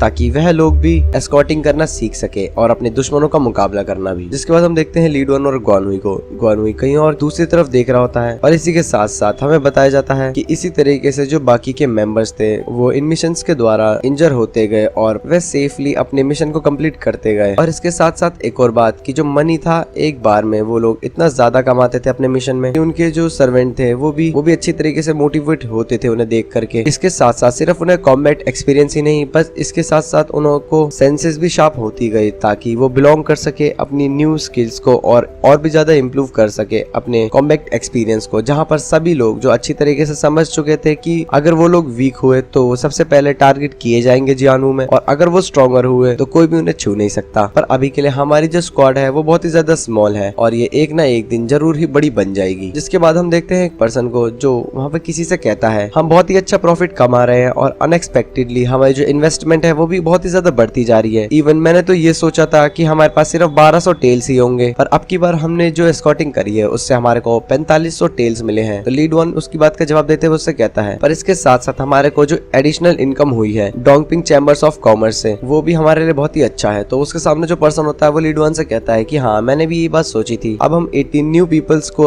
अगले साल हायर करेंगे। और ऐसा कह करके वो लीड वन से कहता है कि नहीं अभी तो मुझे लगता है कि हमें 40 ही करने चाहिए ताकि हमारा पैसा भी बच सके। ये बात सुनकर के जो लीड वन होता है वो बहुत ही ज्यादा खुश होता है और अपने मैनेजर की तरफ देख रहा होता है, जहाँ पर वो देखते हुए कहता है ये सच में बहुत ही एक अच्छी न्यूज है, मेरे को ये बात सुनकर के बहुत ही ज्यादा अच्छा लगा। अब मैं प्लान कर रहा हूँ कि हमें 14 न्यू स्वॉर्डमैन को हायर कर लेना चाहिए अपनी स्क्वाड में ताकि हमारी जो छोटी सी स्क्वाड है वो और भी ज्यादा बड़ी बन चुके। ऐसा कहते हुए वो उस पर्सन से कहता है कि आखिरकार तुम हंस क्यों रहे हो। तो वो पर्सन उसका जवाब देते हुए कहता है कि मैं बस बहुत ही ज्यादा शुक्रिया करना चाहता हूँ तुम्हारी चीजों का और मैं इसका बहुत ही ज्यादा आभारी हूँ, पर मैं इसके साथ साथ बहुत ही ज्यादा खुश हूँ कि आप इतने अच्छी तरीके से काम कर रहे हैं और मैं आशा करता हूँ आपके डिसीजंस पे कि वो बहुत ही ज्यादा हमारे लिए फ्यूचर में काम के होंगे। जहाँ पर जो लीड वन होता है वो उसको देखते हुए कहता है कि हाँ मैं भी ये बात कहना चाहता हूँ और इसके साथ साथ मैं भी बहुत ज्यादा खुश हूँ क्योंकि तुम कोई भी अनरीजनेबल इन्वेस्टमेंट नहीं कर रहे हो और हमारे फंड्स को और भी ज्यादा बढ़ाते जा रहे हो जनरल मैनेजर। उसके बाद सुन करके जो जनरल मैनेजर होता है वो उसकी तरफ देख करके बहुत ही ज्यादा खुश होता है अपने मन के अंदर। और इसी के साथ साथ जो लीड वन होता है वो बताता है कि जब मैं अलायंस लीडर था मैंने बहुत सारे लालची आदमियों को देखा था जो सिर्फ कुछ ही पैसों के लिए दूसरे पर्सन को नुकसान पहुंचा सकते हैं और वो ओल्ड मैन हमारे काउंसिल ऑफ एल्डर्स ही थे। पर अब कोई भी मैटर नहीं करता है क्योंकि मुझे उसके बारे में सोचना नहीं चाहिए और मैं उनके लालच को बिल्कुल भी नहीं समझ सकता क्योंकि हर कोई जो पर्सन है वो अपना डिजायर कंप्लीट करने के लिए अलग अलग तरीके के लालची पने को शो करता है और मैं कभी भी लालची नहीं बनूंगा। ऐसे कह करके लीड वन अपने मन में ये बातें सोच रहा होता है। उसके बाद वो हंसता हुआ अपने मैनेजर से कहता है कि तुम धीरे धीरे काम करना स्टार्ट कर दो, इससे कोई भी हमारे को दिक्कत नहीं होगी और अब तुम्हें भी एक स्टेप आगे लेना चाहिए एक समय पर आकर के। ये बात सुनकर के वो जो जनरल मैनेजर होता है वो लीड वन से कहता है कि हाँ ये इम्पोर्टेंट चीज बात, इसे मैं बिल्कुल ध्यान रखूंगा। ऐसे कहते वो लीड वन से कहता है कि आपकी बात बिल्कुल सही है और मुझे भी अपना स्टेप आगे ले लेना चाहिए। जहाँ पर लीड वन उसकी तरफ देखते हुए कहता है कि मेरा जो रिलेशन है कॉन्ग जूचेन के साथ और जो मेरी स्मॉल स्क्वाड है उनके साथ वो और भी ज्यादा अच्छा होता जा रहा है। इसी के साथ हमें नेक्स्ट सीन में दिखाया जाता है उसी लेक का जहाँ पर रात के टाइम पर कोई पर्सन वहाँ पे खड़ा होता है। वहाँ पर और कोई नहीं हमारा लीड वन होता है जो दूसरी तरफ देख करके कहता है कि आखिरकार तुमने मुझसे इस तरह की रिक्वेस्ट क्यों करी कि मुझे एक सीक्रेटली सडन मीटिंग करनी चाहिए इस समय के लिए। तो वहाँ पर हम देखते हैं दूसरे पर्सन को जो हमारे लीड वन से कहता है जो हेवनली सेक्ट है उसने सेंड करा है माँ फेंजी के बेटे को जिसका नाम है माँ टिंगशियो। ये बात सुनकर के जो लीड वन होता है वो उसकी तरफ देखते हुए कहता है कि क्या हेवनली ब्लेड सेक्ट आखिरकार ये लोग ऐसा काम क्यों कर रहे हैं और क्या उसने अपने बेटे को सच में भेज दिया। तो वो जो पर्सन होता है वो लीड वन से कहता है कि हाँ ऐसा देखने से तो लगता है कि जो माँ टिंगशियो है वो मिलने वाला है शेंगडोंग ब्रांच के लीडर के साथ और उनसे इकट्ठा होने के लिए कहेगा जितने भी जो बाकी के सेक्ट लीडर्स हैं उन सभी को। और अभी तक हमने इस चीज का पता नहीं लगाया कि आखिरकार वो क्या प्लानिंग करने की कोशिश कर रहे हैं। तो लीड वन वहीं पे खड़े खड़े अपने मन में सोचता है कि वह ये सब काम कर तो रहे हैं पर मुझे ऐसा क्यों लग रहा है कि इसमें उनके कोई भी गुड इंटेंशंस नहीं है। तो ये बात सुन करके वहाँ पे जो पर्सन होता है वो लीड वन से कहता है पर जो शेंगडोंग ब्रांच है उनके लीडर ने ये चीज रिफ्यूज कर दी है। ये बात सुनकर के लीड वन उससे पूछता है कि आखिरकार रिफ्यूज उन्होंने क्यों करा इस चीज के लिए। तो वो पर्सन लीड वन से कहता है कि हाँ उन्होंने ये चीज पहले ही जान ली थी क्योंकि वो पर्सन जो है वो बहुत ज्यादा लालची होता जा जा रहा है अपनी पावर के लिए, तो इसी वजह से उन्होंने मना कर दिया। तो लीड वन अपने मन में सोचता है कि हाँ, वो बिल्कुल भी मुरीम अलायंस के लीडर के बनने की पोजीशन में नहीं होना चाहिए था, पर वह फिर भी इस चीज में है। और इसी के साथ साथ जो वहाँ के लोग हैं गोंग जोंगोंग के, वो भी उसे इतना अच्छा तरीके से लाइक नहीं करते। तो वो दूसरा पर्सन लीड वन से कहता है आखिरकार इन सब चीजों के बाद भी जो मा टिंगशू है वो आने वाला है यहाँ पे सिडनीकेट के पास, और उसने अपना पूरी तरीके से प्रेशर बना रखा है ताकि वो होल्ड करे बैंक्वेट को। और मैं तुम्हें ये पहले बता देना चाहता था कि मैं उसके साथ कांटेक्ट करने वाला हूँ कुछ समय बाद, तो इसलिए मुझे यहाँ पे डायरेक्टली आना पड़ा। तो आखिरकार मैं इसके अलावा क्या करता अगर मैं यहाँ नहीं आता। तो लीड वन भी अपने मन में सोचता है अगर वो यहाँ पे नहीं आया यंग सिडनीकेट के पास तो वो हमारे पास ही आने वाला है। ये बहुत ही ज्यादा प्रॉब्लमेटिक होने वाला है अगर हमने उसे रिफ्यूज कर दिया, पर अगर हम उसे रिफ्यूज नहीं करेंगे तो वो हमारे लिए बहुत बड़ी प्रॉब्लम बन जाएगा। आखिरकार हम उसे क्या करें, हमें उसे बेटर तरीके से हैंडल करना चाहिए क्योंकि वो यूज कर रहा है यंग सिडनीकेट के पावर को, जहाँ पर मैं कुछ भी तहकीकात नहीं कर पाऊंगा। और फिर लीड वन उस पर्सन से कहता है तो प्लीज तुम उसे बता देना कि तुम क्या करने वाले हो। ये बात सुनकर के वो पर्सन लीड वन से कहता है कि हाँ मैं समझ गया। ऐसा कहकर के लीड वन और वो पर्सन वहीं पे खड़े होते हैं, जहाँ पर लीड वन उस पर्सन से एक सवाल करता है, जहाँ पर वो उससे कहता है और तुम्हें किसी पर्सन की वजह से अगली बार इस तरीके से यहाँ पे नहीं आना चाहिए। ये बात सुनकर के वो बहुत ही ज्यादा कंफ्यूज हो जाता है। तो लीड वन उसकी बात का जवाब देते हुए उससे कहता है कि तुम्हें यहाँ पर किसी ऐसे पर्सन को भेजना चाहिए जिसपे तुम बहुत ही ज्यादा ट्रस्ट करते हो और वो भी तुम पे ट्रस्ट करता हो। ये सारी बातें वो आपस में कर रहे होते हैं, जहाँ पर लीड वन फिर से कहता है अगर तुम किसी पर्सन पे ट्रस्ट करोगे तो मैं भी उस पर जरूर ही ट्रस्ट करूंगा ताकि हम दोनों की बात हो सके। ऐसा कहते हैं वो जो दूसरा पर्सन होता है वो वहाँ पे लीड वन को ग्रीट करते हुए कहता है कि यस सर, अगर आप कुछ और चीज भी चाहते हैं तो प्लीज आप मुझे कांटेक्ट करिएगा, मैं किसी भी समय पर आपसे मिलने के लिए तैयार हो जाऊंगा। तो लीड वन भी उसकी तरफ देख रहा होता है और इसी सीन के साथ ये एपिसोड यहीं पे खत्म होता है। स्टार्टिंग के सीन में हमें कोई बताता है मा टियांगशू के बारे में। जो मा फेंजी है उसके 22 चिल्ड्रन हैं, उन्हीं में से एक है मा टियांगशू और उसने अपनी सक्सेसर रेस को बहुत ही ज्यादा पुश करा है। उसे जीनियस कहा जाता है क्योंकि वो बहुत सारी फील्ड में अपनी यंग एज में ही काफी अच्छी तरीके से उतरा है आकर के। उसकी जो मार्शल आर्ट स्किल्स है वो बहुत ही ज्यादा अच्छी है जो बाकी के अदर सक्सेसर्स है उनसे, पर उसकी मदर की वजह से जो हेवनली डीवन ब्लेड सेक्ट है उसका वह एक सर्वेंट है और उसने पुश करा है अपनी पूरी सक्सेसर की लाइन को। और ये सारी इन्फॉर्मेशन हमें मिली है एक ब्रोकर के द्वारा जिसका नाम है जेंग यू, जिसके बारे में तुम्हें बताया था। वहाँ पे और कोई नहीं, हमारा लीड वन होता है जिसको ये बातें कोई बता रहा होता है और लीड वन बाहर वहीं पे विंडो के सामने खड़ा हुआ होता है जहाँ पर वो सामने अपने पहाड़ों को देख रहा होता है। इसके बाद हमें बताते हैं कि जो मा टियांगशू है उसने ओपन करा था अपने बैंक्वेट को, तो उसने उन सभी को इनवाइट किया था जिनसे उसने प्रॉमिस करा था कि जब उसका टैलेंट आसमान को छू लेगा तो वह उन सभी को इंक्लूड करेगा उसमें। हम देखते हैं मा टियांगशू को जिसके साइड में बहुत सारे उसके दोस्त होते हैं और इसी के साथ हमें बताते हैं उसने सारे फैक्शंस के लीडर के बच्चों को वहाँ पर बुलाया ताकि वो उन सभी को कंट्रोल कर सके अपनी मर्जी से, ताकि वो शैंगडोंग में और भी ज्यादा अच्छी तरीके से राइज कर सके आने वाले फ्यूचर में। ये बात सुनकर के जो लीड वन होता है वो अपने मन में सोचता है तो आखिरकार इसी वजह से जो सॉन्ग हुआलिन है उसने भी ये सब करा। ऐसा कहते हुए वो याद करता है और बताता है इसके अलावा कोई और भी रास्ता नहीं है। जैसे कि मैंने सुना था कि जो सॉन्ग हुआलिन है वो वापस से कम बैक कर रही है अपने शैंगडोंग में, जहाँ पर उसे ग्रेटेस्ट ब्यूटी कहा जाता है जैसा कि उसका फादर है और उसी तरीके का उसका सन है। ऐसी बहुत ज्यादा हाई पॉसिबिलिटी हो सकती है कि वो अपने फादर की तरह ही निहायती बदतमीज हो और वह भी लड़कियों के साथ उतना ही बुरा व्यवहार करे। इवन इस केस में वो हुआलिन के साथ साथ उसके फादर को भी ऑफर करेगा और अब बिल्कुल भी टाइम नहीं है इस तरीके के प्लान को बनाने का। ऐसा कहते हुए जो लीड वन होता है वो कहता है देखने से तो ऐसा लगता है कि मेरे पास अब कोई भी और चॉइस नहीं है, बट मुझे प्लान को रिजॉर्ट करना पड़ेगा। तो इसी के साथ ये सीन यहीं पे शिफ्ट होता है। नेक्स्ट सीन में हमें दिखाया जाता है सॉन्ग फैमिली को, जिसके बाहर कोई पर्सन बहुत तेजी से भागता भागता आ रहा होता है और फिर हम देखते हैं अंदर मिस सॉन्ग को, जहाँ पर उसे कोई कहता है कि यंग मास्टर बीली यहाँ पर आ चुके हैं। तो जो मिस सॉन्ग होती है वो चिल्लाते हुए उससे कहती है कि आखिरकार वो यहाँ पे क्या करने आया है, क्या वो यहाँ पे मेरे फादर को देखने आया है। तो वो जो सर्वेंट होती है वो उससे कहती है कि नहीं, उसने कहा कि वह आपसे मिलना चाहता है यंग मिस। ये बस सुन करके जो मिस सॉन्ग होती है वो बहुत ही ज्यादा हैरान हो जाती है और हैरानी से उसकी तरफ देख रही होती है। हम देखते हैं लीड वन को जो वहाँ पे खड़ा होता है, जहाँ पर मिस सॉन्ग भी उसके पास आती है और उसे बहुत ज्यादा हैरानी से देख रही होती है, जहाँ पर लीड वन भी उसको हैरानी से देख रहा होता है कि आखिरकार ये मुझे देख करके इतना परेशान क्यों हो रही है। तो मिस सॉन्ग लीड वन से कहती है क्या तुम मुझे देखना चाहते थे। तो लीड वन उससे कहता है क्या हम चलते चलते इस बारे में बात कर सकते हैं। ऐसा कहते हुए वो दोनों वहाँ पर फॉरेस्ट में चलते चलते बातें कर रहे होते हैं। उनके साथ साथ मिस सॉन्ग का भाई भी उनके साथ चल रहा होता है, जहाँ पर जो लीड वन होता है वो मिस सॉन्ग से कहता है कि आखिरकार तुम कैसी हो। तो मिस सॉन्ग उससे कहती है वेल मैं इस बारे में कुछ भी चीज नहीं कह सकती क्योंकि मैं भी फोकस कर रही हूँ अपनी ट्रेनिंग पे हर दिन, और तुम बताओ कि तुम क्या कर रहे हो। तो लीड वन उससे कहता है कि मैं भी ये सब चीज कर रहा हूँ जो जैसा कि तुम कह रही हो। तो मिस सॉन्ग उससे कहती है कि हाँ मैंने तुम्हारी स्वॉर्ड स्क्वाड के बारे में सुना था और मैंने ये भी सुना है कि जो तुम्हारी बीस्ट स्क्वाड है वो डिफीट कर चुकी है अपने एनिमीज को और सक्सेसफुली कंप्लीट कर रही है बाकी के मिशंस को। तो लीड वन कहता है कि हाँ हम सिर्फ लकी हैं, इस वजह से हम सारे के सारे मिशंस को कंप्लीट कर रहे हैं टाइम पर। तो मिस सॉन्ग उससे कहती है कि हाँ मुझे पता है कि जो लक है वो सिर्फ एक ही पर्सन के द्वारा प्रोड्यूस नहीं किया जा सकता। तो लीड वन भी उसकी तरफ देख रहा होता है। तो मिस सॉन्ग उससे बात करते हुए उससे कहती है आखिरकार तुम इस तरीके से प्रिटेंड क्यों कर रहे हो कि तुम एक इनकम्पिटेंट पर्सन हो, यानी अभी तक तुम बिल्कुल भी तैयार नहीं हुए और तुम एक मार्शल आर्टिस्ट नहीं हो। क्या ये तुम इसलिए कर रहे हो क्योंकि तुम चाहते हो मेरा मजाक उड़ाना? तो लीड वन उससे हंसते हुए कहता है कि नहीं, ऐसी कोई भी बात नहीं है। मैंने कभी भी इस तरीके से प्रिटेंड नहीं करा कि मैं एक कमजोर पर्सन हूँ, पर मैं पहले था एक कमजोर पर्सन, पर अब नहीं हूँ मैं। तो मिस सॉन्ग भी उससे कहती है पर तुम बहुत ही ज्यादा चेंज हो गए हो जब से मैंने तुम्हें पीटा था। तो लीड वन भी उसका बात का जवाब देते हुए कहता है कि हाँ तुमने सही कहा। तो मिस सॉन्ग उससे क्वेश्चन करते हुए कहती है क्या तुम मुझे इन सब चीजों पे विश्वास करने के लिए कह रहे हो? तो लीड वन कहता है कि हाँ ये बात सच है। तो मिस सॉन्ग कहती है कि चलो कोई बात नहीं, जैसा भी हुआ। एनीवे मैं इस चीज के ऊपर ज्यादा ध्यान नहीं देती। मुझे अब ये बात बताओ कि आखिरकार तुम यहाँ पर मुझे देखने क्यों आए हो? तो लीड वन भी आगे चला जाता है। उससे कहता है मैं तुमसे रिक्वेस्ट करना चाहता हूँ एक स्पार मैच के लिए, ताकि मैं तुम्हारी स्ट्रेंथ को भी देख सकूं। ये बात सुनकर के जो मिस सॉन्ग होती है वो बहुत ही हैरानी से लीड वन को ही देख रही होती है, जहाँ पर वो लीड वन से पूछती है क्या तुम सच में सीरियस हो? क्या तुम मेरे साथ सच में लड़ाई करना चाहते हो एक स्पार मैच के लिए? पर आखिरकार इसका क्या रीजन है? तो लीड वन उसकी तरफ अपनी तिरछी निगाह से देखते हुए उससे कहता है मैं तुम्हें पे बैक करना चाहता हूँ उस दिन जिस दिन तुमने मुझे मारा था। तो मिस सॉन्ग भी उसकी तरफ घूर करके देख रही होती है और वो अपने मन में सोचती है आखिरकार ये पता नहीं क्या चाहता है, पर खैर कुछ भी हो। ऐसे कहते हुए वो लीड वन से कहते हैं कि फाइन चलो ठीक है, मैं तुम्हारी बात मान जाती हूँ, पर मैं ये बात नहीं जानती कि आखिरकार तुम्हारे इंटेंशंस क्या है। और अगर तुम इस पार के लिए ही चाहते हो तो हम ऑफिशियली इस चीज को करेंगे। तो वो लीड वन से कहती है कि हम सब ये सब अपनी रियल स्वॉर्ड के साथ ही करेंगे। लीड वन भी उसकी तरफ देख रहा होता है और उससे कहता है कि हाँ एग्जैक्टली मैं भी अपने माइंड में यही बात सोच रहा था। वो दोनों वहीं पे खड़े खड़े ये सारी की सारी बातें कर रहे होते हैं। फिर ये सीन यहीं पे शिफ्ट होता है। नेक्स्ट सीन में हमें दिखाया जाता है मिस सॉन्ग के घर पे, जहाँ पर जो मिस सॉन्ग होती है वो खड़ी हुई होती है अपनी स्वॉर्ड लेकर के, और उसके सामने और कोई नहीं हमारा लीड वन भी खड़ा होता है जो अपनी स्वॉर्ड लेकर के बिल्कुल ही रेडी होता है। जहाँ पर मिस सॉन्ग का भाई भी पीछे खड़ा हुआ होता है और मिस सॉन्ग लीड वन से चिल्लाते हुए कहती है कि बी केयरफुल, अब तुम मेरी स्वॉर्ड से बिल्कुल भी नहीं बच पाओगे। तो लीड वन भी अपनी स्वॉर्ड निकाल लेता है। तो मिस सॉन्ग बहुत तेजी से आगे बढ़ती है अपनी स्वॉर्ड लेकर के लीड वन के ऊपर अटैक करने के लिए, जहाँ पर हम देखते हैं कि जो मिस सॉन्ग होती है वो लीड वन के ऊपर अटैक करती है, पर लीड वन अपनी स्वॉर्ड से सिर्फ एक ही बारी में उसके अटैक को ब्लॉक कर लेता है और वह अपने सिर्फ एक ही हाथ को यूज करता है और वहीं खड़े खड़े मिस सॉन्ग के सारे अटैक्स को ब्लॉक कर रहा होता है। मिस सॉन्ग भी एक के बाद एक लीड वन पे बहुत तेजी से अटैक कर रही होती है आगे बढ़ करके, और फिर मिस सॉन्ग पीछे हट करके एकदम से ही लीड वन के सामने आ करके अपनी स्वॉर्ड से बहुत तेजी से उसकी तरफ अटैक करती है। जहाँ पर जो लीड वन होता है वो उसकी तरफ देख करके कहता है कि वाओ कितनी बढ़िया इनक्रेडिबल स्किल्स है, इसकी जो फुटवर्क है वो बहुत ही ज्यादा लाइट है और उसकी जो मूवमेंट है वो बहुत ज्यादा शार्प है। ऐसे कहते हुए वो एकदम ही अपना सीरियस फेस बना लेता है, जहाँ पर जो मिस सॉन्ग होती है वो उसकी तरफ देखते हुए कुछ समझ नहीं पाती। और फिर मिस सॉन्ग का जो ब्रदर होता है वो कहता है कि आखिरकार ऐसा कैसे हो सकता है कि जो यंग मास्टर बिली है वो इतना ज्यादा स्किलफुल है हमारी मिस सॉन्ग के सामने। इसको देखने से ऐसा लगता है कि जो यंग मिस है वो इसे बिल्कुल भी हरा नहीं पाएंगी, पर मुझे ऐसा लगता है कि वो बिल्कुल भी डिसएडवांटेज में नहीं है। उसके बाद हम देखते हैं मिस सॉन्ग को जो लीड वन के ऊपर बहुत तेजी से अपने स्वॉर्ड से अटैक कर रही होती है और लीड वन भी अपनी स्वॉर्ड से उसके सारे अटैक को बहुत ही आसानी से ब्लॉक कर रहा होता है। उससे देखने से ऐसा नहीं लगता कि वो अपनी पूरी जान लगा रहा है। मिस सॉन्ग भी लीड वन की तरफ देखते हुए बहुत ही ज्यादा हैरानी से अपने मन में सोचती है आखिरकार इस अर्थ पे क्या हो रहा है मेरे साथ, मैं से हरा क्यों नहीं पा रही। और वो तभी स्वॉर्ड लेकर के लीड वन की तरफ बहुत तेजी से अटैक करती है, पर जो लीड वन होता है वो अपनी स्वॉर्ड से एक ही स्ट्राइक में उसकी स्वॉर्ड को पीछे कर देता है। मिस सॉन्ग उसकी तरफ देखते हुए कहती है आखिरकार ये मेरे सारे के सारे अटैक्स को कैसे ब्लॉक कर रहा है और मेरी मूवमेंट को ये कैसे पहचान पा रहा है। लीड वन भी उसकी तरफ घूर के देखता है और बहुत तेजी से उसके ऊपर आगे बढ़ता है अटैक करने के लिए अपनी स्वॉर्ड के साथ, जहाँ पर जो मिस सॉन्ग होती है वो ये देख करके बहुत ही ज्यादा हैरान हो जाती है और उसे लगता है कि अब तो वह मर गई। तभी हम देखते हैं मिस सॉन्ग के जो बिल्कुल ही गर्दन के सामने जो लीड वन की स्वॉर्ड होती है वो बहुत तेजी से आगे आती है। उसकी स्वॉर्ड बहुत तेजी से चमक रही होती है, जिसे देख करके जो मिस सॉन्ग होती है उसकी तो जान पूरी मुंह में आ जाती है। जहाँ पर जो मिस सॉन्ग का भाई होता है वो भी बहुत तेजी से चिल्ला के कहता है कि यंग मिस आराम से, आप इसके अटैक से बिल्कुल ही बचने की कोशिश करिएगा। पर तभी जो लीड वन होता है वो अपनी स्वॉर्ड को पीछे मोड़ लेता है और मोड़ करके जो मिस सॉन्ग होती है उसके शोल्डर पे स्वॉर्ड के पीछे का हिस्सा मारता है, जहाँ पर मिस सॉन्ग सिर्फ एक ही अटैक से पीछे गिर जाती है और लीड वन एक के बाद एक ऐसे करते करते अटैक कर रहा होता है मिस सॉन्ग के ऊपर। मिस सॉन्ग भी उसके अटैक को सह रही होती है और वो पीछे गिर जाती है, जहाँ पर गिरते हुए लीड वन जो होता है वो बहुत तेजी से उसको एक मुक्का मारता है। सिर्फ एक ही मुक्के में वो उसे पीछे ढेर कर देता है गिरा करके। पर तभी हम देखते हैं मिस सॉन्ग के ब्रदर को जो चिल्लाते हुए कहता है कि यंग मिस मैं आ रहा हूँ, रुक जाइए। और वो मिस सॉन्ग के पास आते हुए उससे कहता है आखिरकार आप ठीक है या नहीं। और वो लीड वन से चिल्लाते हुए कहता है कि आखिरकार तुम्हारे में दिमाग नहीं है क्या, तुम ये सारी चीजें कैसे कर सकते हो इनके साथ। और वो लीड वन से इसी तरीके के सवाल कर रहा होता है। लीड वन भी उसके सामने खड़ा होकर के बस उन दोनों को ही देख रहा होता है, जहाँ पर लीड वन उससे कहता है कि ये एक फेयर डील था, तो तुम मुझसे आखिरकार ऐसा कैसे कह सकते हो कि मैंने इनके ऊपर अटैक करा है। क्या मैंने इनके ऊपर बहुत इजी तरीके से स्पार नहीं किया, क्योंकि ये एक वुमेन है और मैं वुमेन्स के ऊपर कभी भी अटैक नहीं करता। जहाँ पर जो मिस सॉन्ग का ब्रदर होता है वो लीड वन से कहता है कि तुम्हें एक बार तो रुक ही जाना चाहिए था, क्योंकि तुम्हें तो पता है कि मिस सॉन्ग इतनी ज्यादा ही ताकतवर है, पर फिर भी तुम उनके ऊपर अटैक करने के बाद एक बार भी नहीं रुके। तो ली डुआन उससे घूरते हुए कहता है कि ये सिर्फ एक रिवेंज था जब तुमने मुझे पीटा था आखिरी बार। ये बात सुनकर के जो मिस सॉन्ग का ब्रदर होता है मिस सॉन्ग, वो वहीं पे बैठे बैठे ली डुआन की बातें सुन रही होती है, जहाँ पर मिस सॉन्ग कहती है कि अब ये इनफ हो चुका है, मैं हार गई, मैं मानती हूँ इस बात को। वो बहुत ही ज्यादा जख्मी होती है और वो वहीं पे बैठे बैठे अपने मन में सोचती है कि आखिरकार ये लास्ट मूवमेंट कौन सी थी ली डुआन की जिसे मैं बिल्कुल भी पहचान नहीं पाई। ऐसा कहते हुए वो अपने मन के अंदर बातें बना रही होती है। तो ली डुआन उसे देखते हुए अपने मन में सोचता है कि आखिरकार इसने फील कर ही लिया, जहाँ पर अपनी फाइट को याद करते हुए कहता है कि जैसा कि हमने फाइट करी थी और मैंने उसे फील करवाया था कि जो स्वॉर्डमैनशिप है वो बहुत ही ज्यादा पावरफुल होती है और उसमें आपकी जो फेटल वीकनेसेस है उस पर अगर आप ध्यान नहीं दो तो आपकी जान जा सकती है। और जो मिस सॉन्ग की वीकनेस है वो यही है कि उनकी जो मूवमेंट है वो बहुत ही ज्यादा फास्ट है, पर वह उसको अच्छी तरीके से कंट्रोल नहीं कर पाती और उसको और भी ज्यादा इम्प्रूवमेंट करनी चाहिए अपनी आने वाली स्किल्स के लिए, ताकि वो अपनी मूवमेंट को और भी ज्यादा अच्छा कर सके। जहाँ पर ली डुआन कहता है कि मैंने अटैक करा था उनके ऊपर ताकि मैं उन्हें दिखा सकूं कि स्वॉर्डमैनशिप क्या होती है, और अभी के लिए ये रुकने वाली है अपने बेड रेस्ट के लिए, जहाँ पर इसे 10 से भी ज्यादा दिन लगने वाले हैं। ऐसे कहकर के ली डुआन उसे घायल करके वहाँ से चला जाता है और जाते जाते कहता है उसका फेस भी बहुत ज्यादा सूजने वाला है, तो मुझे लगता है कि अब वह वहाँ पे नहीं जा पाएगी। ऐसा कहते हुए जो ली डुआन होता है वो आगे बढ़ता हुआ अपने मन में सोच रहा होता है कि इस केस में ये डेफिनेटली बिल्कुल भी अटेंड नहीं कर पाएगी तिंगशियो के बैंक्वेट हॉल में। यानी दोस्तों ली डुआन का प्लान यही था कि वो मिस सॉन्ग को घायल करके उसे बेड रेस्ट में भेज दे ताकि वो माँ तिंगशियो के बैंक्वेट में ना जा पाए। तो इसी सीन के साथ ये एपिसोड यहीं पे खत्म होता है। हमें दिखाया जाता है यंग सिंडिकेट के हाउस का, जहाँ पर जो यंग सिंडिकेट है वो और उसके एडवाइजर आपस में बैठ करके मीटिंग करते हैं। वहीं पे हम देखते हैं एक पर्सन को जो किसी को देखते हुए अपने मन में सोचता है कि इसने पैसे को खुद के पास रखने के बजाय बैंक में जाकर के डिपॉजिट कर दिया, और ये जो कमीना है इसने अपना जो सीक्रेट सेफ है वो अपने बेडरूम में बना रखा है। ऐसा कहते हुए वो पर्सन ये बात और किसी को नहीं हमारे ली डुआन को बता रहा होता है, जहाँ पर वो कहता है इसने अपने रूम में ये जो सारा का सारा मनी है ये वॉल में और ऐसी ऐसी जगह पे रखा हुआ है जिसे ढूंढना बहुत ही ज्यादा इम्पॉसिबल है। यही नहीं, इसका जो गेट है वो प्योर स्टील से बना हुआ है जो बहुत ज्यादा मोटा है, और इसके अलावा अगर तुम वहाँ पे अपनी शॉर्ट क्यूआई को भी यूज करोगे तो भी तुम उसे कट नहीं कर पाओगे। उसकी सारी बातें ली डुआन सुन रहा होता है। फिर उसका जवाब देते हुए ली डुआन कहता है क्या इसके अलावा इसमें कोई मैकेनिज्म है इसे ओपन करने का? तो वो पर्सन ली डुआन से कहता है कि हाँ तुमने सही कहा, इसके लिए तुम्हें सबसे पहले करेक्ट पासवर्ड पता होना चाहिए, तभी जाकर के तुम उसके रूम के अंदर जा सकते हो। और अगर तुम फेल हो गए किसी भी पासवर्ड को डालते हुए, यानी अगर तुमने 3 बार गलत पासवर्ड डाल दिया तो जो सेफ है वो खुद ब खुद लॉक हो जाएगा पूरे दिन के लिए। ऐसे कहते हुए वो ली डुआन को एक और बात बताता है कि तुम्हें एक बात का बिल्कुल ध्यान रखना है कि अगर तुम उसे फोर्सफुली ओपन करने की कोशिश करोगे तो वो इमरजेंसी बेल का साउंड स्टार्ट कर देगा बजना। ये बात सुनकर के जो ली डुआन होता है वो थोड़ा सीरियस हो जाता है और उससे बोलते हुए कहता है कि आप मुझ पे ऑनेस्टली भरोसा कर सकते हैं यंग सिंडिकेट गेंजी, मैं कभी भी आपकी बात को नजरअंदाज नहीं करूंगा, और इस बैंक्वेट हॉल के फंक्शन के दौरान मैं एक प्लान करूंगा जहाँ पर मैं इस कमीने से अपनी सारी चीजें वापस ले लूंगा। ये बात सुनकर के वो जो पर्सन होता है वो बहुत ही ज्यादा हैरानी से ली डुआन को देख रहा होता है। यानी दोस्तों से कुछ भी समझ नहीं आता कि आखिरकार ली डुआन ने ये क्यों कहा कि वह अपना सामान वापस ले लेगा। जहाँ पर जो ली डुआन होता है वो कहता है कि अगर मैं सक्सेस हो गया अपनी चीज को वापस लेने में उससे, तो यंग सिंडिकेट मैं तुम्हें भी उसमें से कुछ हिस्सा जरूर से दूंगा और मैं पूरी कोशिश करूंगा कि तुम ट्रबल में ना आओ। ऐसे कहते हुए वो यंग सिंडिकेट की लीडर की तरफ देख रहा होता है, जहाँ पर जो यंग सिंडिकेट लीडर होता है वो हमारे ली डुआन से रिक्वेस्ट करते हुए कहता है कि प्लीज तुम्हारे को इस बात की कोई भी चिंता करने की जरूरत नहीं है मेरे बारे में, तुम अपने प्लान को कैरी ऑन कर सकते हो। वो कभी भी इमेजिन नहीं करेगा कि मेरे जैसे यंग सिंडिकेट लीडर इस तरीके के प्लान को बना सकता है। तुम इस चीज को करने में कोई भी गलती मत करना, नहीं तो तुम पकड़े जा सकते हो। फिर ली डुआन को वो बात बताते हुए कहता है कि इसके साथ साथ मैं भी तुम्हारा ध्यान दूंगा, जब तुम इस प्लान को अपने करने जाओगे तो मैं पूरे के पूरे वेयर हाउस में चेक करता रहूंगा ताकि कोई उस रूम तक ना पहुंच सके, पूरे के पूरे हमारे बैंक्वेट हॉल में। ऐसा कहते हुए वो ली डुआन से कहता है और इसके अलावा भी वहाँ पर एक सीक्रेट पैसेज है जो कि प्रीवियस लीडर का था, जो कि लीड से मिलकर के बना है, तो तुम उस प्लेस पे तो बहुत ही ज्यादा चौकन्ना रहना और उसे जल्दी से यूज कर लेना। तो ली डुआन भी उसकी तरफ देख करके बहुत ही ज्यादा खुश होता है और उससे कहता है कि हाँ मैं जरूर ही करूंगा। उसके बाद दोस्तों ये सीन यहाँ पे शिफ्ट होता है। नेक्स्ट सीन में हमें दिखाया जाता है पार्टी जो होती है वो कंटिन्यू हो रखी होती है, जहाँ पर मुलीम अलायंस का जो लीडर होता है उसका सन जिसका नाम है मा टियानशु जो होता है वो वहाँ पर अपनी पार्टी को एंजॉय कर रहा होता है और अपने दोस्तों से कहता है तुम एंजॉय करो अपना पूरा मन लगा के। और वो जितने भी वहाँ पर लोग आए होते हैं उन सभी से कहता है कि ये सब पार्टी मैंने आप लोगों के लिए ही रखी हुई है। हम देखते हैं वहाँ पर बहुत सारे लोगों को, जो कोई लोग डांस कर रहे होते हैं तो कुछ लोग सिंगिंग कर रहे होते हैं। तो इसी के साथ साथ जो मा टियानशु होता है वो अपने दोस्तों के साथ बातें कर रहा होता है, जिसके साथ साथ हमें नरेटर वॉइस बताती है कि इस जैसे कमीने को पता है कि कैसे जीता जाता है और कैसे दूसरों को हराया जाता है। इसने अपनी 20 की एज में बहुत सारी लड़ाइयों को जीत रखा है और यहाँ तक कि इसके जो डिसाइपल्स है वो भी अपनी शान को लेकर के बहुत ही ज्यादा सीरियस रहते हैं। जहाँ पर हम देखते हैं ली डुआन को जो एक जगह बैठ करके ड्रिंक कर रहा होता है और अपने मन में सोचता है कि अगर मैं लोगों के पर्सपेक्टिव से सोचूं तो लोग ये सोच रहे होंगे अपने मन के अंदर कि इसने उन्हें इनवाइट कर करके बहुत ही अच्छा अपना एक रूप इन लोगों को दिखाया, पर मेरे लिए कोई भी मैटर नहीं करता है क्योंकि मुझे पता है इसकी सच्चाई क्या है। तभी हम देखते हैं माँ टियानशु को जो अपने फ्रेंड्स के साथ वहीं पे हंस रहा होता है। इसके साथ साथ हमें बताते हैं कि यहाँ पर आने से पहले जितने भी जो लोग थे वो बहुत ही ज्यादा नर्वस थे, पर उसने उन सबको रिलैक्स करा और उनको एंटरटेन करा, जिसकी वजह से जो लोग यहाँ पे अपने गार्ड्स लेकर के आए थे उन्होंने भी अपने गार्ड को ड्रॉप कर दिया, यानी उन्होंने कह दिया कि यहाँ पे उन्हें कोई भी सिक्योरिटी की जरूरत नहीं है। हम देखते हैं माँ टियानशु को जो खुद ही दूसरों को ड्रिंक सर्व कर रहा होता है और उनसे कहता है कि आप मेरी तरफ से इस ड्रिंक को लीजिए, मैं बहुत ही ज्यादा खुश हूँ कि आप लोग यहाँ पर आए, आप सभी के सब मेरे अच्छे ब्रदर्स हैं। जिसको देखते हुए लीडवन कहता है कि अगर माँ टियानशु शो ऑफ कर रहा है बहुत ही अच्छी फ्रेंडशिप को, तो जरूर ही इसमें कुछ चीज काला है और ये इन सभी लोगों को बाउंड करना चाहता है अपने इन्फ्लुएंस में, क्योंकि मुझे पता है इसका कोई भी ऐसा इंटेंशन नहीं है कि लोगों को अपना दोस्त बनाया जाए, ये बस उनसे अपना काम निकलवाना चाहता है। तो लीडवन उसकी तरफ देखते हुए कहता है कि ये एक सिर्फ और कुछ नहीं ह्यूमन नेचर है। जब कोई ह्यूमन बहुत ही ज्यादा एंशियस फील करता है, यानी वो बहुत ही ज्यादा घबराता है, तो वो अपने आसपास के लोगों को देख रहा होता है और उनके पास जाकर के उनसे बातें करता है। जहाँ पर लीडवन ड्रिंक करते हुए कहता है कि आखिरकार ये बच्चे ये बात क्यों नहीं समझ रहे कि इनको सिर्फ इस्तेमाल किया जा रहा है, क्योंकि जो अच्छे लोग होते हैं वो दिखावा नहीं करते और ये यंग लड़के जितने भी हैं ये एक दूसरे के नेचर को नहीं समझ सकते। ऐसे कहते हुए लीडवन कहता है पर जहाँ पर जो बुरे लोग होते हैं वो अच्छी तरीके से जानते हैं कि बाकी लोगों का एडवांटेज कैसे लिया जा सकता है। तभी हम देखते हैं माँ टियानशु को जो लीडवन के पास आकर के कहता है कि यंग मास्टर बिली, क्या आप अच्छा महसूस कर रहे हैं यहाँ पर आकर के, क्या आपको कोई दिक्कत तो नहीं है? तो लीडवन भी उससे कहता है कि हाँ, मैं यहाँ पे बहुत ही अच्छा फील कर रहा हूँ यंग मास्टर माँ। और लीडवन उसको शुक्रिया करते हुए कहता है कि तुम्हारा शुक्रिया कि तुमने मुझे यहाँ पर बुलाया। ये बात सुनकर के जो माँ टियानशु होता है वो लीडवन से कहता है कि हाँ ठीक है, मैंने सुना इस बारे में कि जो यंग लेडी मिस सॉन्ग है वो आज के दिन इस पार्टी को अटेंड नहीं कर पाई, और जब मैंने देखा कि तुमने उन्हें पीट दिया था तो मैं बहुत ही ज्यादा बात सुन करके परेशान हो गया कि आखिरकार तुमने ऐसा क्यों करा। तो लीडवन भी उसकी सारी बातें सुन रहा होता है, जहाँ पर वो लीडवन से क्वेश्चन करते हुए कहता है आखिरकार तुमने उसके साथ एक स्पार मैच क्यों किया? तो लीडवन उसकी तरफ घूरता हुआ देखता है और अपने मन के अंदर सोचता है जैसे कि मैंने एक्सपेक्ट किया था, ये जो कमीना है ये पहले से अपनी आंखें रखा हुआ है सॉन्ग हुआलिन पे, और मैं श्योर हूँ ये सारी की सारी चीजों को चेक कर रहा होगा कि आखिरकार जो मिस सॉन्ग है वो किस रीजन की वजह से इस बैंक्वेट में अटेंड नहीं कर पाई इस फंक्शन को, और आखिरकार इसने सच में पता लगा ही लिया कि वो अपनी इंजरी की वजह से यहाँ पर नहीं आई। तो लीडवन उसका बात का जवाब देते हुए कहता है कि फाइन, मैं ऑनेस्टली तुम्हें अगर ये बात बताऊं यंग मास्टर माँ, तो उसने और मैंने अरेंज मैरिज कर रखी है। ऐसे कहते हुए वो मिस सॉन्ग के बारे में याद करता हुआ उससे कहता है कि चाहे कुछ भी हो जाए तो ये उसका कोई ऐसा पक्का इरादा नहीं था कि वो यहाँ पर आएगी, तो उसने आखिर में आकर के इस चीज को मना ही कर दिया। यानी मेरे कहने का ये मतलब है कि जो मिस सॉन्ग है अगर उसका मन होता तो वो यहाँ पे आ जाती, मैं उसे बिल्कुल भी ऐसे रोक करके नहीं रख सकता था, पर ऐसी कुछ चीज है जो उसकी और मेरी फैमिली के बीच चल रही है जिस वजह से मैं नहीं चाहता कि यहाँ पर आकर के कोई मिसअंडरस्टैंडिंग होए, और तुमने भी आखिर ये बात सुन ही ली होगी। तो हम देखते हैं माँ टियानशु को जो लीडवन की तरफ ही देख रहा होता है और उसको देखते हुए उसे कुछ भी समझ नहीं आता। तो लीडवन उसकी बात का जवाब देते उससे कहता है जब मैंने ये बात सुनी कि मैं आर्ग्यू कर रहा हूँ उसके साथ तो मुझे बहुत ही ज्यादा शेमफुली महसूस हुआ, क्योंकि उस दिन मैंने बहुत ही ज्यादा अल्कोहल पी रखी थी। ये बात तो मैं अपनी मानता हूँ कि मैं उस टाइम पे बहुत ही ज्यादा गलती थी, पर आखिरकार मैं उससे रिक्वेस्ट क्यों करूँ एक स्पार मैच के लिए? मैं उससे एक स्पार की जगह अपने सिर्फ रिवेंज ले रहा था जब उस दिन उसने मुझे पीटा था। हम देखते हैं माँ टियानशु को जो लीडवन की तरफ हंसते हुए देखते हुए उससे कहता है तो आखिरकार इसी वजह से तुमने उस दिन उसे हैरेस किया था? तो लीडवन कहता है कि हाँ, मैं उस दिन के लिए बहुत ही ज्यादा शर्मिंदा हूँ। पर हम देखते हैं माँ टियानशु को जो बहुत ही ज्यादा हंस रहा होता है और लीडवन से कहता है कि आखिरकार तुम हो मेरे ब्रदर और तुम एक रियल मैन हो। तो लीडवन भी उसकी बात पे हंसते हुए कहता है कि तुम आखिरकार मेरा मजाक क्यों उड़ा रहे हो? ऐसे कहते हुए वो भी यहाँ पे हंस रहा होता है, पर अचानक से ही वो बहुत ही ज्यादा सीरियस हो जाता है, क्योंकि जो माँ टियानशु है उसके कंधे पे हाथ रख करके उससे कहता है कि चलो अब मैं आगे जाता हूँ। ऐसे कह करके वो आगे निकल जाता है, जहाँ आगे जा करके वो स्टेज में सभी लोगों से कहता है कि मेरे पास कुछ चीज है जो मैं आप सभी को दिखाना चाहता हूँ। हम देखते हैं उसके साइड में एक पर्सन को जो अपने हाथ में एक स्वॉर्ड लेकर के वहीं पे खड़ा हुआ होता है, और जैसे ही लीडवन उस स्वॉर्ड की तरफ देखता है तो वो देख करके बहुत ही ज्यादा हैरान हो जाता है और वो कहता है कि ये स्वॉर्ड तो, और उसके ऐसा कहने के बाद हम देखते हैं जो माँ टियानशु होता है उसके हाथ में एक स्वॉर्ड होती है, जिसको देख करके जो लीडवन होता है वो कहता है कि ये जो स्वॉर्ड थी ये प्रीवियस अलायंस लीडर की थी, यानी ये एक हेवनली स्वॉर्ड है जो हमारे प्रीवियस अलायंस लीडर ने यूज करी थी अपने टाइम पर। सभी लोग उसकी स्वॉर्ड को देख रहे होते हैं और देखते हुए कहते हैं कि आखिरकार क्या ये सच में अलायंस लीडर की स्वॉर्ड थी? तो लीडवन भी स्वॉर्ड की तरफ देखते हुए कहता है कि मेरी पास्ट लाइफ में मैंने टोटल 5 स्वॉर्ड को यूज करा था, जहाँ पर वो कहता है कि जो हेवनली स्वॉर्ड है ये एक वेव स्वॉर्ड की तरह है जिसे कैरी करना बिल्कुल ही आसान है, और इसके साथ साथ जो बाकी की स्वॉर्ड थी वो थी डार्क हेवन स्वॉर्ड और डार्क कोल्ड स्नो स्वॉर्ड, जहाँ पे हम देखते हैं 2 स्वॉर्डों को, जिसको दिखाते हुए लीडवन बताता है हमें, और जो बाकी की 2 थी वो थी शूरा स्वॉर्ड और हेल किंग स्वॉर्ड। और जैसा कि मैंने सोचा था आखिरकार मैंने हेवनली स्वॉर्ड को यहाँ पर आकर के देख ही लिया। और इसके बाद लीडवन स्वॉर्ड को देखते हुए कहता है कि माँ टियानशु तुम इसके बिल्कुल भी काबिल नहीं हो और ये तुम्हारे हाथों में बिल्कुल भी अच्छी नहीं लगती। जहाँ पर हम देखते हैं माँ टियानशु को जो स्वॉर्ड को देखते हुए कहता है कि ये जो स्वॉर्ड है ये मेरे फादर ने मुझे दी थी और ये मेरी लाइफ का बहुत ही अच्छा गिफ्ट है मेरे फादर की तरफ से। और वो स्वॉर्ड को देख करके बहुत ही ज्यादा खुश हो रहा होता है, जहाँ पर जो लीड वन होता है वो स्वॉर्ड की तरफ देखते हुए कहता है कि माँ फैनजी ने आखिरकार इसे ये स्वॉर्ड कैसे दे दी। और फिर वो कहता है कि इस केस में जो माँ टियानचू है वो खुद कुछ एक्शन नहीं कर रहा है, क्योंकि वो सिर्फ अटेंशन ले रहा है अपने फादर माँ फैनजी की, क्योंकि जो माँ फैनजी है उसने खुद ही अपने बेटे को यहाँ पर भेजा था। पर आखिरकार मुझे एक बात समझ नहीं आई कि वो यहाँ पर ये सब चीजें हरकतें क्यों कर रहा है। ऐसा कहते हुए हम देखते हैं माँ टियानचू को, जो कहता है कि मैं इस अपॉर्चुनिटी को लेना पसंद करूंगा और मैं एक सजेशन बनाना चाहता हूँ, जहाँ पर वो सभी लोगों से कहता है कि कैसा हो अगर हम रेगुलरली इसी तरीके से मीटिंग करेंगे। तो बाकी के सारे लोग ये बात सुनकर के बहुत ही ज्यादा खुश होते हैं और उससे चिल्लाते हुए कहते हैं कि हाँ हम आपकी बात पे एग्री करते हैं। उनकी तरफ देखते हुए जो माँ टियानचू होता है वो एक क्रीपी सी स्माइल देता है और हंसते हुए लोगों से कहता है कि हाँ तो चलो हम चीयर्स करते हैं इस चीज के लिए। वहाँ पे जितने भी जो लोग होते हैं वो वहाँ पे ड्रिंक कर रहे होते हैं। तब हम देखते हैं लीड वन को, जो उसके साइड में जो दूसरा पर्सन होता है उसकी तरफ घूर करके देख रहा होता है, और वो जो पर्सन वहाँ पे स्वॉर्ड लेकर खड़ा होता है वो वहीं पे अपना सर नीचे करके सामने की तरफ देख रहा होता है। तो ये सीन यहाँ पे कट होता है। नेक्स्ट सीन में हम उसी पर्सन को देखते हैं जो स्वॉर्ड लेकर के माँ टियानचू के रूम में जा करके उसे संभाल के रख रहा होता है। वो वहाँ पर लॉकर को ओपन करके अंदर जाता है रूम में, और जैसे ही वो वहाँ पे स्वॉर्ड रखता है तो उसे आसपास कुछ चीज महसूस होती है। जैसे ही उसे महसूस होती है वो तुरंत ही अपनी स्वॉर्ड निकाल लेता है, और उसके निकालने से पहले हम देखते हैं वहाँ पे बहुत सारी लाइटनिंग होती है। और इसी सीन के साथ हम देखते हैं उसके चेहरे पर एक मुक्का लगता है आकर के। सिर्फ एक ही मुक्का खाने के बाद वो पीछे जा करके गिरता है दीवार से, और उसका काम वहीं पे तमाम हो जाता है। अभी हमें ये नहीं पता कि वो जिंदा है या मर चुका है, पर वो अनकॉन्शियस तो हो ही चुका है। हम देखते हैं उसके सामने लीड वन को, जो बिल्कुल ही टशन मारते हुए उसके सामने खड़ा होता है, और उसे देखते हुए अपने मन के अंदर सोचता है कि अगर हम नॉर्मली फाइट करते तो मैं इसके आने वाले आउटकम को बिल्कुल भी प्रिडिक्ट नहीं कर पाता, बट अनफॉर्चुनेटली मेरा जो सरप्राइज अटैक था वो अच्छी तरीके से वर्क कर चुका है। तभी जो लीड वन होता है वो अपनी स्वॉर्ड की तरफ देखता है। हम देखते हैं उसके सामने उसकी स्वॉर्ड पड़ी हुई होती है, जिसको देखते हुए वो कहता है कि यही तो मेरी स्वॉर्ड थी, मेरी हेवनली स्वॉर्ड। और जहाँ पर जो लीड वन होता है वो माँ टियानचू की तरफ देखते हुए कहता है कि माँ टियानचू तुम्हारा जो मनी है मैं उसे रख रहा हूँ ताकि मैं उसे अच्छी जगह यूज कर सकूं। और इसी सीन के साथ ये एपिसोड यहीं पे खत्म होता है। तो कहानी के स्टार्टिंग के सीन में हमें दिखाया जाता है उसी बैंक्वेट हॉल का, जहाँ पर नाइट के टाइम पे पार्टी हो रही थी, और वहीं पे जो हमारा लीड वन होता है वो बैठ करके ड्रिंक कर रहा होता है और अपने डिनर को भी कर रहा होता है। जिसके बाद हम देखते हैं माँ टियानचू को, जो अपने फ्रेंड्स के साथ खड़े होकर के वहीं पे ड्रिंक कर रहा होता है। तभी अचानक से वो एक तरफ देखता है जहाँ पर हमें एक पर्सन को दिखाया जाता है जो उसके पास आकर के उससे कहता है कि सर, और उसकी बात सुनकर के जो माँ टियानचू होता है वो बहुत ही ज्यादा हैरान हो जाता है। तब जो लीड वन होता है वो उसकी तरफ देखते हुए कहता है कि लगता है इसने ये चीज ढूंढ ही ली आखिरकार। हम देखते हैं माँ टियानचू को, जो सभी लोगों से चिल्ला करके कहता है कि आज का जो बैंक्वेट है वो ओवर हो चुका है और आप सभी लोग वापस अपने घर चले जाइए। ये बात सुनकर के वहाँ जितने भी लोग होते हैं वो उसकी बात मानकर वहाँ से चले जाते हैं। तभी जो हमारा लीड वन होता है वो वहाँ पर कहता है कि सॉरी, मेरा बैंक्वेट पर अभी स्टार्ट हुआ है। ऐसा कह करके वहाँ पर वो अपनी ड्रिंक कर रहा होता है और खुशी से कहता है कि ये एक बैंक्वेट है जिसे तुम कभी भी एंड नहीं कर सकते। और ऐसा कह करके वो अपने वहाँ पर चाय पी करके वहाँ से निकल जाता है। ये सीन ये पे शिफ्ट होता है। नेक्स्ट सीन में हमें दिखाया जाता है लीड वन के घर का, जहाँ पर जो लीड वन की मदर होती है वो किसी के ऊपर बहुत जोर से चिल्ला रही होती है कि तुम पागल लड़के, तुम्हें क्या जरा सी भी अकल नहीं है। तो उसके फादर वहाँ पे कहते हैं कि डियर रुक जाओ प्लीज, तुम ऐसे उस पे मत चिल्लाओ। और वो उनसे चिल्लाते हुए कहते हैं कि आखिरकार इस धरती ने तुम्हारा क्या बिगाड़ा है। तो हम देखते हैं लीड वन को, जो अपनी मदर को देख करके बहुत ही ज्यादा हैरान हो जाता है। और उसके बाद हम देखते हैं उसके सामने मिस सॉन्ग के फादर को, जो उनसे कहता है कि आखिरकार तुमने ये सब क्यों करा। तो लीड वन उन सबको कहता है मैं एक नॉर्मल स्पारिंग मैच चाहता था लिन के साथ, तो इसी वजह से जो लिन थी वो बहुत ही ज्यादा स्ट्रॉन्ग है, तो मैंने उसे ये सारी चीजें दे दी जो भी मेरे पास थी। ये बात सुनकर के उसके सामने जो पर्सन होता है वो उससे कहता है ये बात तो तुम्हारी मैं समझ गया, पर आखिरकार कोई ना कोई रीजन तो जरूर होगा। तो लीड वन अपने मन में कहता है कि मैं ऐसा बिल्कुल भी नहीं कह सकता, मुझे सॉन्ग हुआलिन को उससे बचाना होगा, क्योंकि अगर माँ टियानचू ने उसे नोटिस कर लिया तो ये उसके लिए बहुत बड़ी मुसीबत बन जाएगा। और वो उनसे कहता है कि हाँ मेरी ही गलती थी वहाँ पर। ये बात सुनकर के वो जो पर्सन होता है वो बहुत ही ज्यादा जोर जोर से हंस रहा होता है और कहता है अब तुम्हें देख करके मुझे लग रहा है कि तुम मेरे सन इन लॉ हो, तुम बहुत ही ज्यादा स्ट्रॉन्ग हो। ऐसे कहकर के वहाँ पे हंसने लग जाता है। तब लीड वन जो होता है वो देख करके काफी ज्यादा चौंक जाता है कि आखिरकार मिस सॉन्ग के फादर मेरे ऊपर इतना हंस क्यों रहे हैं। तो मिस सॉन्ग के फादर लीड वन के मदर और फादर से कहते हैं कि जैसा कि आप जानते हैं कि जो मेरी बेटी है उसने बहुत अच्छी अचीवमेंट गेन करी है मार्शल आर्ट्स में, और ये बहुत ही ज्यादा इनक्रेडिबल है कि हमारे लीड वन ने उसे पीट दिया सिर्फ एक साइडली। लीड वन ये बात सुनकर के बहुत ही ज्यादा हैरानी से उनकी तरफ देख रहा होता है, और वो अपने मन में सोचता है इन्होंने मुझे इस चीज का बिल्कुल भी ब्लेम नहीं करा, और इसके अलावा ये मेरी बहुत ही ज्यादा तारीफ करे जा रहे हैं। ये तो बिल्कुल मेरी एक्सपेक्टेशन से आउटसाइड था। जहाँ पर जो लीड वन के फादर होते हैं वो उससे कहते हैं कि रुको जरा, हुआलिन को हर्ट करना ये क्लियरली एक मिस्टेक थी। तो मिस सॉन्ग के फादर उससे कहते हैं कि हाँ ये ऑब्वियसली आप सही बात कह रहे हैं, पर हम क्या ही कर सकते हैं, स्पार मैच के द्वारा तो इंजरी होती रहती है। और क्या लगता है कि एक मार्शल आर्टिस्ट को ये मैटर करता होगा कि उसे इंजरी हुई है या नहीं। तो लीड वन के फादर लीड वन से चिल्लाते हुए कहते हैं तो इसी वजह से मुझे लगता है कि तुम्हें और ज्यादा केयरफुल हो जाना चाहिए। ऐसे कहकर वो अपने बेटे के ऊपर चिल्ला रहा होता है, और वो मिस सॉन्ग के फादर से कहते हैं कि डुआन को हम जरूर ही पनिशमेंट करेंगे क्योंकि ये इसे डिजर्व करता है। तब मिस सॉन्ग के फादर उनकी तरफ देखते हुए कहते हैं कि हाँ ऑफ कोर्स आप ये चीज मुझ पे छोड़ दीजिए। लीड वन भी उसके सामने खड़ा होता है और वो कुछ भी इस बात को समझ नहीं पाता। तब हम देखते हैं मिस सॉन्ग के फादर को, जो लीड वन से कहते हैं क्या तुम रेडी हो अपनी पनिशमेंट के लिए? तो लीड वन उनसे कहते हैं कि यस सर, मैं बिल्कुल रेडी हूँ। तो मिस सॉन्ग के फादर लीड वन से कहते हैं कि तुम्हारी पनिशमेंट ये है कि तुम मिस सॉन्ग के साथ हैंग आउट करने जाओगे जब वो अच्छी तरीके से रिकवर हो जाएगी। क्या तुम समझ गए मेरी बात? तो लीड वन भी उनकी तरफ देखते हुए कहता है कि हाँ, मैं अपना बेस्ट दूंगा। और वो अपने मन में सोचता है कि मैं ना भी नहीं कह सकता इस सिचुएशन में। तो जो मिस सॉन्ग के फादर होते हैं वो लीड वन के कंधे पे हाथ रखते हुए उससे कहते हैं कि चलो ऑल राइट, अब मैं जाता हूँ। ऐसा कह करके वो वहाँ से चले जाते हैं और जाते जाते लीड वन के फादर से कहते हैं चलो अब हमें चल करके ड्रिंक करनी चाहिए, और अब मैं तुम्हारे बेटे के बारे में ज्यादा चिंता नहीं करता क्योंकि अब मुझे लगता है वो बहुत ही जल्दी और स्ट्रॉन्ग बनने वाला है। और इसके अलावा और जॉयफुल चीज क्या होगी हमारे लिए, तो चलो हम इस चीज को जाकर के सेलिब्रेट करते हैं। तो हम देखते हैं लीड वन को, जो मिस सॉन्ग के फादर की तरफ देखते हुए कहता है कि जो सॉन्ग यूजिन है वो बिल्कुल भी बाहर से हैप्पी दिख रहे हैं पर वो अंदर से थोड़े से नाराज ही होंगे। ऐसे कहते हुए वो उनकी तरफ स्माइल करते हुए कहता है कि ये बहुत ही ज्यादा मुश्किल है एक फादर को हंसते हुए देखना अपनी डॉटर के लिए, जबकि उनकी डॉटर भी बहुत ही ज्यादा इंजर्ड है। और वो वहीं पे खड़ी खड़ी कहता है किसी भी कीमत पर मैं चाहे कुछ भी हो जाए पानी को सर से ऊपर नहीं बढ़ने दूंगा, और अब मैं ट्राई करूंगा अपने रिलेशनशिप को और भी ज्यादा इम्प्रूव करने के लिए मेरे पेरेंट्स के साथ और मिस सॉन्ग के फादर के साथ भी। तो नेक्स्ट सीन में हमें उसी स्टोन केव का दिखाया जाता है जहाँ पर लास्ट में हमारे लीड वन ने आकर के प्रैक्टिस करी थी। उसके अंदर हम देखते हैं लीड वन को जो अपनी स्वॉर्ड निकाल करके वहाँ पे प्रैक्टिस कर रहा होता है और वो अपने कुछ मूव्स को और भी ज्यादा बेटर बनाने की कोशिश करता है। जहाँ पर वो अपने मन में सोचता है जब मैंने आखिरी बार अपने हाथ में अपनी हेवनली स्वॉर्ड को पकड़ा था तो ये मेरी बिल्कुल भी कोई ऐसी फेवरेट स्वॉर्ड नहीं थी। ऐसा कहते हुए हम देख रहे होते हैं लीड वन की स्वॉर्ड को जो कि हेवनली स्वॉर्ड है। उसके बाद वो कहता है कि मैं इसे सिर्फ यूज करता था जब मुझे एक ट्रेजर स्वॉर्ड की जरूरत होती थी और मेरे पास दूसरी कोई स्वॉर्ड नहीं होती थी, जैसा कि आप सभी लोग जानते हैं प्रीवियस लीडर के बारे में। और इसी के साथ साथ लीड वन ये सारी बातें बता करके वो स्वॉर्ड के साथ वहीं पे खड़ा होता है और उसे देखते हुए कहता है कि अभी तक मैंने इसे एक भी बार यूज नहीं किया था और मैं सिर्फ इसे मॉडिफाई करके रखा हुआ था। और वो स्वॉर्ड को देखते हुए उसकी तारीफ करते हुए कहता है कि इसमें बहुत ही ज्यादा ग्रेट क्यूआई है और ये अभी भी मेरी हेल्प कर सकता है मेरी अंदर की क्यूआई को बढ़ाने के लिए। ऐसा कहने के बाद वो बैक साइड पे देखता है जहाँ पे हम देखते हैं एक पोटली को जिसे उठा करके वो ओपन करके उसमें से कुछ चीज निकाल रहा होता है, जहाँ पर वो देखते हुए कहता है कि 82,000 टेल्स ये इन बिल्स के लिए बहुत ही ज्यादा परफेक्ट होंगी, सिर्फ कुछ ही डॉक्यूमेंट्स के लिए। जहाँ पर हम देखते हैं उसके हाथ में एक बॉक्स होता है जिसे देखते हुए वो कहता है कि आखिरकार ये क्या है। ऐसा कहते हुए लीड वन उस बॉक्स को खोल रहा होता है और जैसे ही वो उसे खोलता है वो देख करके बहुत ही ज्यादा हैरान हो जाता है, जहाँ पर हमें दिखाया जाता है बहुत सारी हर्ब्स को जिनका नाम है डिवाइन 9 हर्ब। एक तरीके की लीफ हर्ब है जिसकी तारीफ करते हुए लीड वन कहता है कि एक लीफ हर्ब ये बहुत ही ज्यादा इफेक्टिव है मेरे मिलीनियम हर्ब से, जो कि मैंने पिछली बार ली थी और ये उससे बहुत ही ज्यादा प्रीशियस है। जहाँ पर लीड वन बताता है कि जो मिलीनियम हर्ब है अगर वो मुझे दे दी जाए 10 से 15 साल के लिए तो ये मेरी इनर क्यूआई के लिए बहुत ही ज्यादा वर्थ इट होगी और ये मेरे आने वाले 15 से 20 सालों को भी बचा लेगी। ऐसे कहते हुए लीड वन वहीं पे खड़े खड़े उस हर्ब को हाथ में लेकर के हंस रहा होता है और उसे देखते हुए कहता है कि चलो अब हम इसे इमीडिएटली अपनी बॉडी में एब्जॉर्ब कर लेते हैं। ऐसा कहने के बाद वो तुरंत ही उस हर्ब को निगल जाता है और उसके निगलने के बाद अपने मन को शांत करता है और अपनी आंखें बंद करके वहीं पे बैठ करके कल्टिवेट करने लग जाता है। जहाँ पर हम देखते हैं उसके बॉडी के आसपास बहुत सारा स्पिरिचुअल ऑरा इकट्ठा हो रहा होता है, जिसके बाद जो लीड वन होता है वो इसी तरीके से आसपास की नेचर की पावर को इकट्ठा करके अपनी बॉडी में इंसर्ट कर रहा होता है ताकि उसके इनर क्यूआई और भी ज्यादा आगे बढ़ सके। और उसके इतना करते करते हम देखते हैं वहाँ से बहुत ही ज्यादा रोशनी निकल रही होती है, बाहर पहाड़ों से भी उस रोशनी का पता लगाया जा सकता है, वो इतनी ज्यादा ब्राइट होती है। और इन सब चीज के बाद हम नेक्स्ट सीन में देखते हैं लीड वन वहीं पे अपनी सांस छोड़ते हुए कहता है कि 24 इयर्स जितनी भी जो मेरी इनर क्यूआई थी वो अब मॉडिफाई होकर के 44 इयर्स की हो चुकी है, यानी मैंने अपने 44 इयर्स में जितनी भी इनर क्यूआई इकट्ठा करनी होगी उसे मैंने अभी ही अपनी बॉडी में एब्जॉर्ब कर लिया है। तभी हमें अचानक से एक पर्सन को दिखाया जाता है जो वहाँ पर बहुत ही ज्यादा गुस्से में होता है और ये और कोई नहीं मुरिम अलायंस लीडर का बेटा होता है माटियांशु, जहाँ पर वो चिल्लाते हुए कहता है कि ये वैसे ही बहुत ही ज्यादा हार्ड हो चुका है, इतने ज्यादा मुश्किल से एलेक्सर को ढूंढने के लिए इन दिनों में। और वो सामने किसी से चिल्लाते हुए कहता है पर इसके साथ साथ तुमने डिवाइन 9 लीफ हब को भी आराम से चोरी होने दिया, आखिरकार तुम ऐसा कैसे कर सकते हो। तब हम देखते हैं उसके सामने एक पर्सन को जिसने आखिरी बार हमारे लीड वन से मुक्का खाया था और जैसा कि आप अभी तक देख ही सकते हो उसका गाल एक तरफ से सूजा हुआ होता है। तो दूसरी साइड जो माटियांश होता है वो उससे कहता है कि क्या तुम्हें अभी तक इस चीज के बारे में पता नहीं लग पाया कि कौन वहाँ पर आया था। तो हम देखते हैं उसके साइड में एक टकले से पर्सन को जो बहुत ही ज्यादा ओल्ड होता है और वो उससे कहता है कि सिडनी के लीडर जेंजी ने बहुत सारे लोगों को भेजा है हर तरफ इस चीज को फाइंड करने के लिए कि किसने वहाँ पर चोरी करी थी और अगर इसका कोई भी क्लू मिलता है तो हम आपको सबसे पहले ही बताएंगे। तो माटियांश उनसे चिल्लाते हुए कहता है कि आखिरकार ये कमीना क्या कर रहा है जेंजी, अभी तक क्या इसे कोई भी क्लू नहीं मिला है क्या। तो जो पर्सन होता है वो माटियांश से कहता है कि जो यंग सिडनीकेट था वो मेरे साथ ही था तो इस इंसिडेंट में उसका कोई भी हाथ नहीं है। और फिर वो कहता है कि जो सबसे ज्यादा मोस्ट इम्पोर्टेंट बात थी यंग सिडनीकेट लीडर जेंजी के बारे में वो ये थी कि उनके अंदर आप कोई भी ऐसा यंग सिडनीकेट वॉरियर नहीं है जो इस तरीके के कैपेबल हो कि हमारे वॉरियर शी को एक ही बार में एक ही ब्लो में अटैक करके उसे नॉकडाउन कर दे। ये बात सुन करके जो माटियांश होता है वो बहुत ही ज्यादा हैरान हो जाता है और फिर वो उससे पूछता है तो क्या तुमने ये करा है। ये बात सुन करके वो बुढ़ा मास्टर उसकी तरफ देखते हुए कहता है कि प्लीज आप शांत हो जाइए यंग मास्टर माँ, आप बिना बात की मेरे ऊपर गुस्सा कर रहे हैं और चाहे कुछ भी हो जाए आखिरकार मैं आपका सामान क्यों चुराऊंगा और आप प्लीज मेरे ऊपर इस तरीके का इल्जाम मत लगाइए। तभी हम देखते हैं उसी पर्सन को जिसने लीडोन के हाथ से मुक्का खाया था, वो वहाँ पर अपने मास्टर से कहता है कि वो कोई लड़की नहीं थी, वो जो मेरा अपोनेंट था वो एक मैन था। तो वो बुढ़ा पर्सन उनसे कहता है कि तुम कैसे वॉरियर हो, क्या तुमने उसका फेस भी नहीं देख पाए और तुम अब इस तरीके से बहाने बना रहे हो क्योंकि तुम बहुत ही ज्यादा हर्ट हो गए थे और क्या तुम्हें नहीं लगता कि तुम्हारी प्राइड भी इससे बहुत ही ज्यादा घट चुकी है और तुम्हें तो ये भी नहीं पता कि वो एक मैन था या वुमेन थी। तो वो जो पर्सन होता है वो उससे कहता है कि क्या तुम मेरा मजाक उड़ा रहे हो ओल्ड मैन। तो ओल्ड मैन कहता है कि बिल्कुल नहीं, मैं सिंपल से ये बात तुमसे कह रहा हूँ कि वहाँ जो कुछ भी हुआ था क्या तुम्हें जरा सा भी उसके बारे में नहीं पता। तो सामने उससे कहता है मुझे ये तो बिल्कुल भी नहीं पता कि वो कौन था, पर मैं इतना जरूर से अच्छी तरीके से बता सकता हूँ कि वो एक मैन था। तो सामने जो ओल्ड पर्सन होता है वो उससे कहता है चलो ठीक है, अगर तुम ये बात कहते हो तो हम इस बात को मान लेते हैं। तो सामने वो जो पर्सन होता है वो उससे कहता है कि मैं ये इसलिए नहीं बोल रहा हूँ क्योंकि मैं उससे पिटा था, बल्कि मैं इसलिए बोल रहा हूँ क्योंकि मेरा जो अपोनेंट था वो बहुत ही ज्यादा स्ट्रॉन्ग था। तो हम देखते हैं माटियांशु को जो बहुत ही ज्यादा गुस्से में अपने मन में सोचता है क्या मेरा कोई ब्रदर है जो मेरे इस रास्ते में आ रहा है। और इसी के साथ ये एपिसोड यहीं पे खत्म होता है। तो कहानी के स्टार्टिंग के सीन में हमें दिखाया जाता है लीडवान के घर का, जिसके अंदर जो लीडवान होता है वो अपनी स्वॉर्ड से प्रैक्टिस कर रहा होता है और अपनी स्वॉर्ड को देखते हुए वो कहता है कि ये तो बहुत ही अच्छा हुआ है मेरे साथ, क्योंकि जितनी भी जो ज्वेलरी और एसेसरीज थी हेवनली स्वॉर्ड में और उसके हैंडल में वो मैंने पूरी तरीके से रिमूव कर दिया है और इसके बाद अब इसमें नई चीजों को इंस्टॉल करा गया है। जहाँ पर वो अपनी स्वॉर्ड का हाथ में पकड़ते हुए कहता है मैं पहले इसकी सेंटर ऑफ ग्रेविटी को मेंटेन नहीं कर पा रहा था क्योंकि मैं एक प्रोफेशनल ब्लैक स्मिथ नहीं था।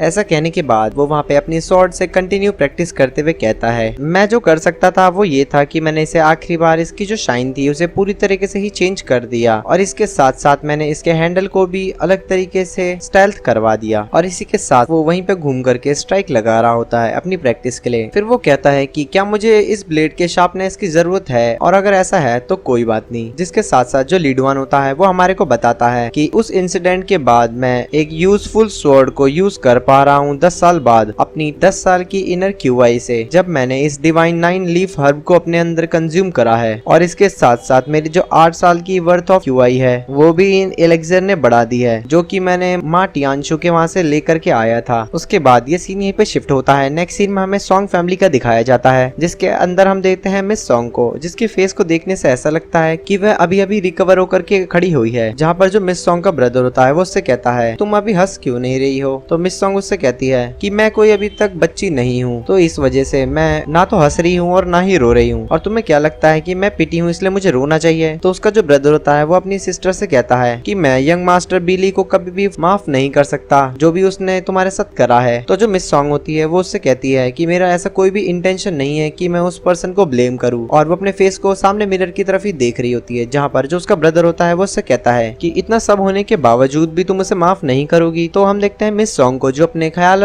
में कहीं पे गुम हो जाती है और वो वहाँ पर प्रीवियस मेमोरी को याद करती है जहाँ पर उसने लीड वन के साथ मैच करा था। जिसके साथ साथ वो कहती है कि मैंने लर्न करा है मार्शल आर्ट को यंग एज में और मैंने बहुत सारे मार्शल आर्ट की स्पेरिंग मैच को खेला है, पर मैंने कभी भी उस तरीके की स्पार मैच को नहीं खेला था उस दिन से पहले। ऐसा कहते हुए वो अपनी और लीड वन की मैच को याद कर रही होती है। जिसके साथ साथ वो कहती है कि आखिरकार मैं उसे कैसे भूल सकती हूँ, मुझे तो वो फील ऐसे करवा रहा था जैसे कि वो एक रियल फाइट हो। और फिर वो कहती है कि उस समय पर मैं फ्लोर पर लेटी हुई थी और मुझे ऐसा फील हो रहा था जैसे कोई मुझे बचाने की कोशिश कर रहा है। तो उसका जो ब्रदर होता है वो अपनी सिस्टर से कहता है कि माफ करिए आपने क्या कहा मैंने सुना नहीं। तो जो मिस सॉन्ग होती है वो अपने ब्रदर से कहती है कि मैंने उस समय इस तरीके से फील करा था कि जैसे मेरे सीने से कोई बोझ हल्का हो गया है। तो उसका जो ब्रदर होता है वो उससे कहता है कि मैं तुम्हारी कोई भी बातों को बिल्कुल भी नहीं समझ पा रहा हूँ। तो मिस सॉन्ग उससे कहती है कि हाँ ऑफ कोर्स तुम नहीं समझ सकते क्योंकि मैं खुद को भी नहीं समझा सकती इस बारे में। ऐसे कहने के बाद वो वहाँ से बाहर खिड़की में आती है और उस खिड़की को ओपन करके वो सामने हवा को महसूस करती है और एक गहरी सांस लेती है। जहाँ पर वो कहती है कि ये जो हवा है ये बहुत ही ज्यादा नाइस है। उसके बाद हमें लीडोन और ग्वांटू का सीन दिखाया जाता है जहाँ पर जो ग्वांटू होता है वो लीडोन से कहता है कि ये सारे चीज देखने के बाद भी जैसा कि तुमने कहा जो माँ टियांशु है उसने परचेज करा है एक लैंड ऑफ आउट स्ट्राइकर को जो कि हमारे जिनान में बन रहा है मार्शल एकेडमी के अंदर। और इसी के साथ साथ उसने जो कॉन्ट्रैक्ट है वो पहले ही कंक्लूड कर दिया है पूरे फुल स्केल पर, जिससे वो जल्द ही कंस्ट्रक्शन को भी चालू कर देगा। और इसी के साथ साथ जो माँ टियांशु है उसने उस लैंड को बहुत ही कम प्राइस में खरीदा है। तब हम देखते हैं लीडवान को जो उससे कहता है क्या वो जो ओनर है उसने खुद ही अपनी मर्जी से उस लैंड को कम प्राइस में सेल करा है। तो वो जो ग्वांटू होता है वो लीडवान से कहता है वो इस चीज को सेल करना तो नहीं चाह रहा था, पर तब ऐसा कहने के बाद वो लीड वन से कहता है कि उसने शॉर्टली उस चीज को रिजेक्ट करना चाहा, पर एक इंसिडेंट हो गया कि उसकी जो यंगेस्ट डॉटर थी वो मारी गई, और वो इसी वजह से था क्योंकि उसके घर में आग लग गई थी जिसकी वजह से उसकी डॉटर मारी गई। तो जो लीड वन होता है वो ग्वांटू की तरफ ही देख रहा होता है, जहाँ पर वो अपने मन में सोचता है और प्रीवियस मेमोरी को याद करते हुए कहता है कि ऐसा नहीं है कि कुछ मंथ से ही जो एल्डर सन है उनका वो बहुत ज्यादा सफर कर रहा है, बहुत ज्यादा इंजुरी से, जिसकी वजह से उसके जो हॉर्स है वो उससे गिरता जा रहा है। और इसी के साथ साथ जो वहाँ का लैंडलॉर्ड है उसकी जो एल्डर्स मदर है वो अनएक्सपेक्टेडली पास कर चुकी है, यानी वो मर चुकी है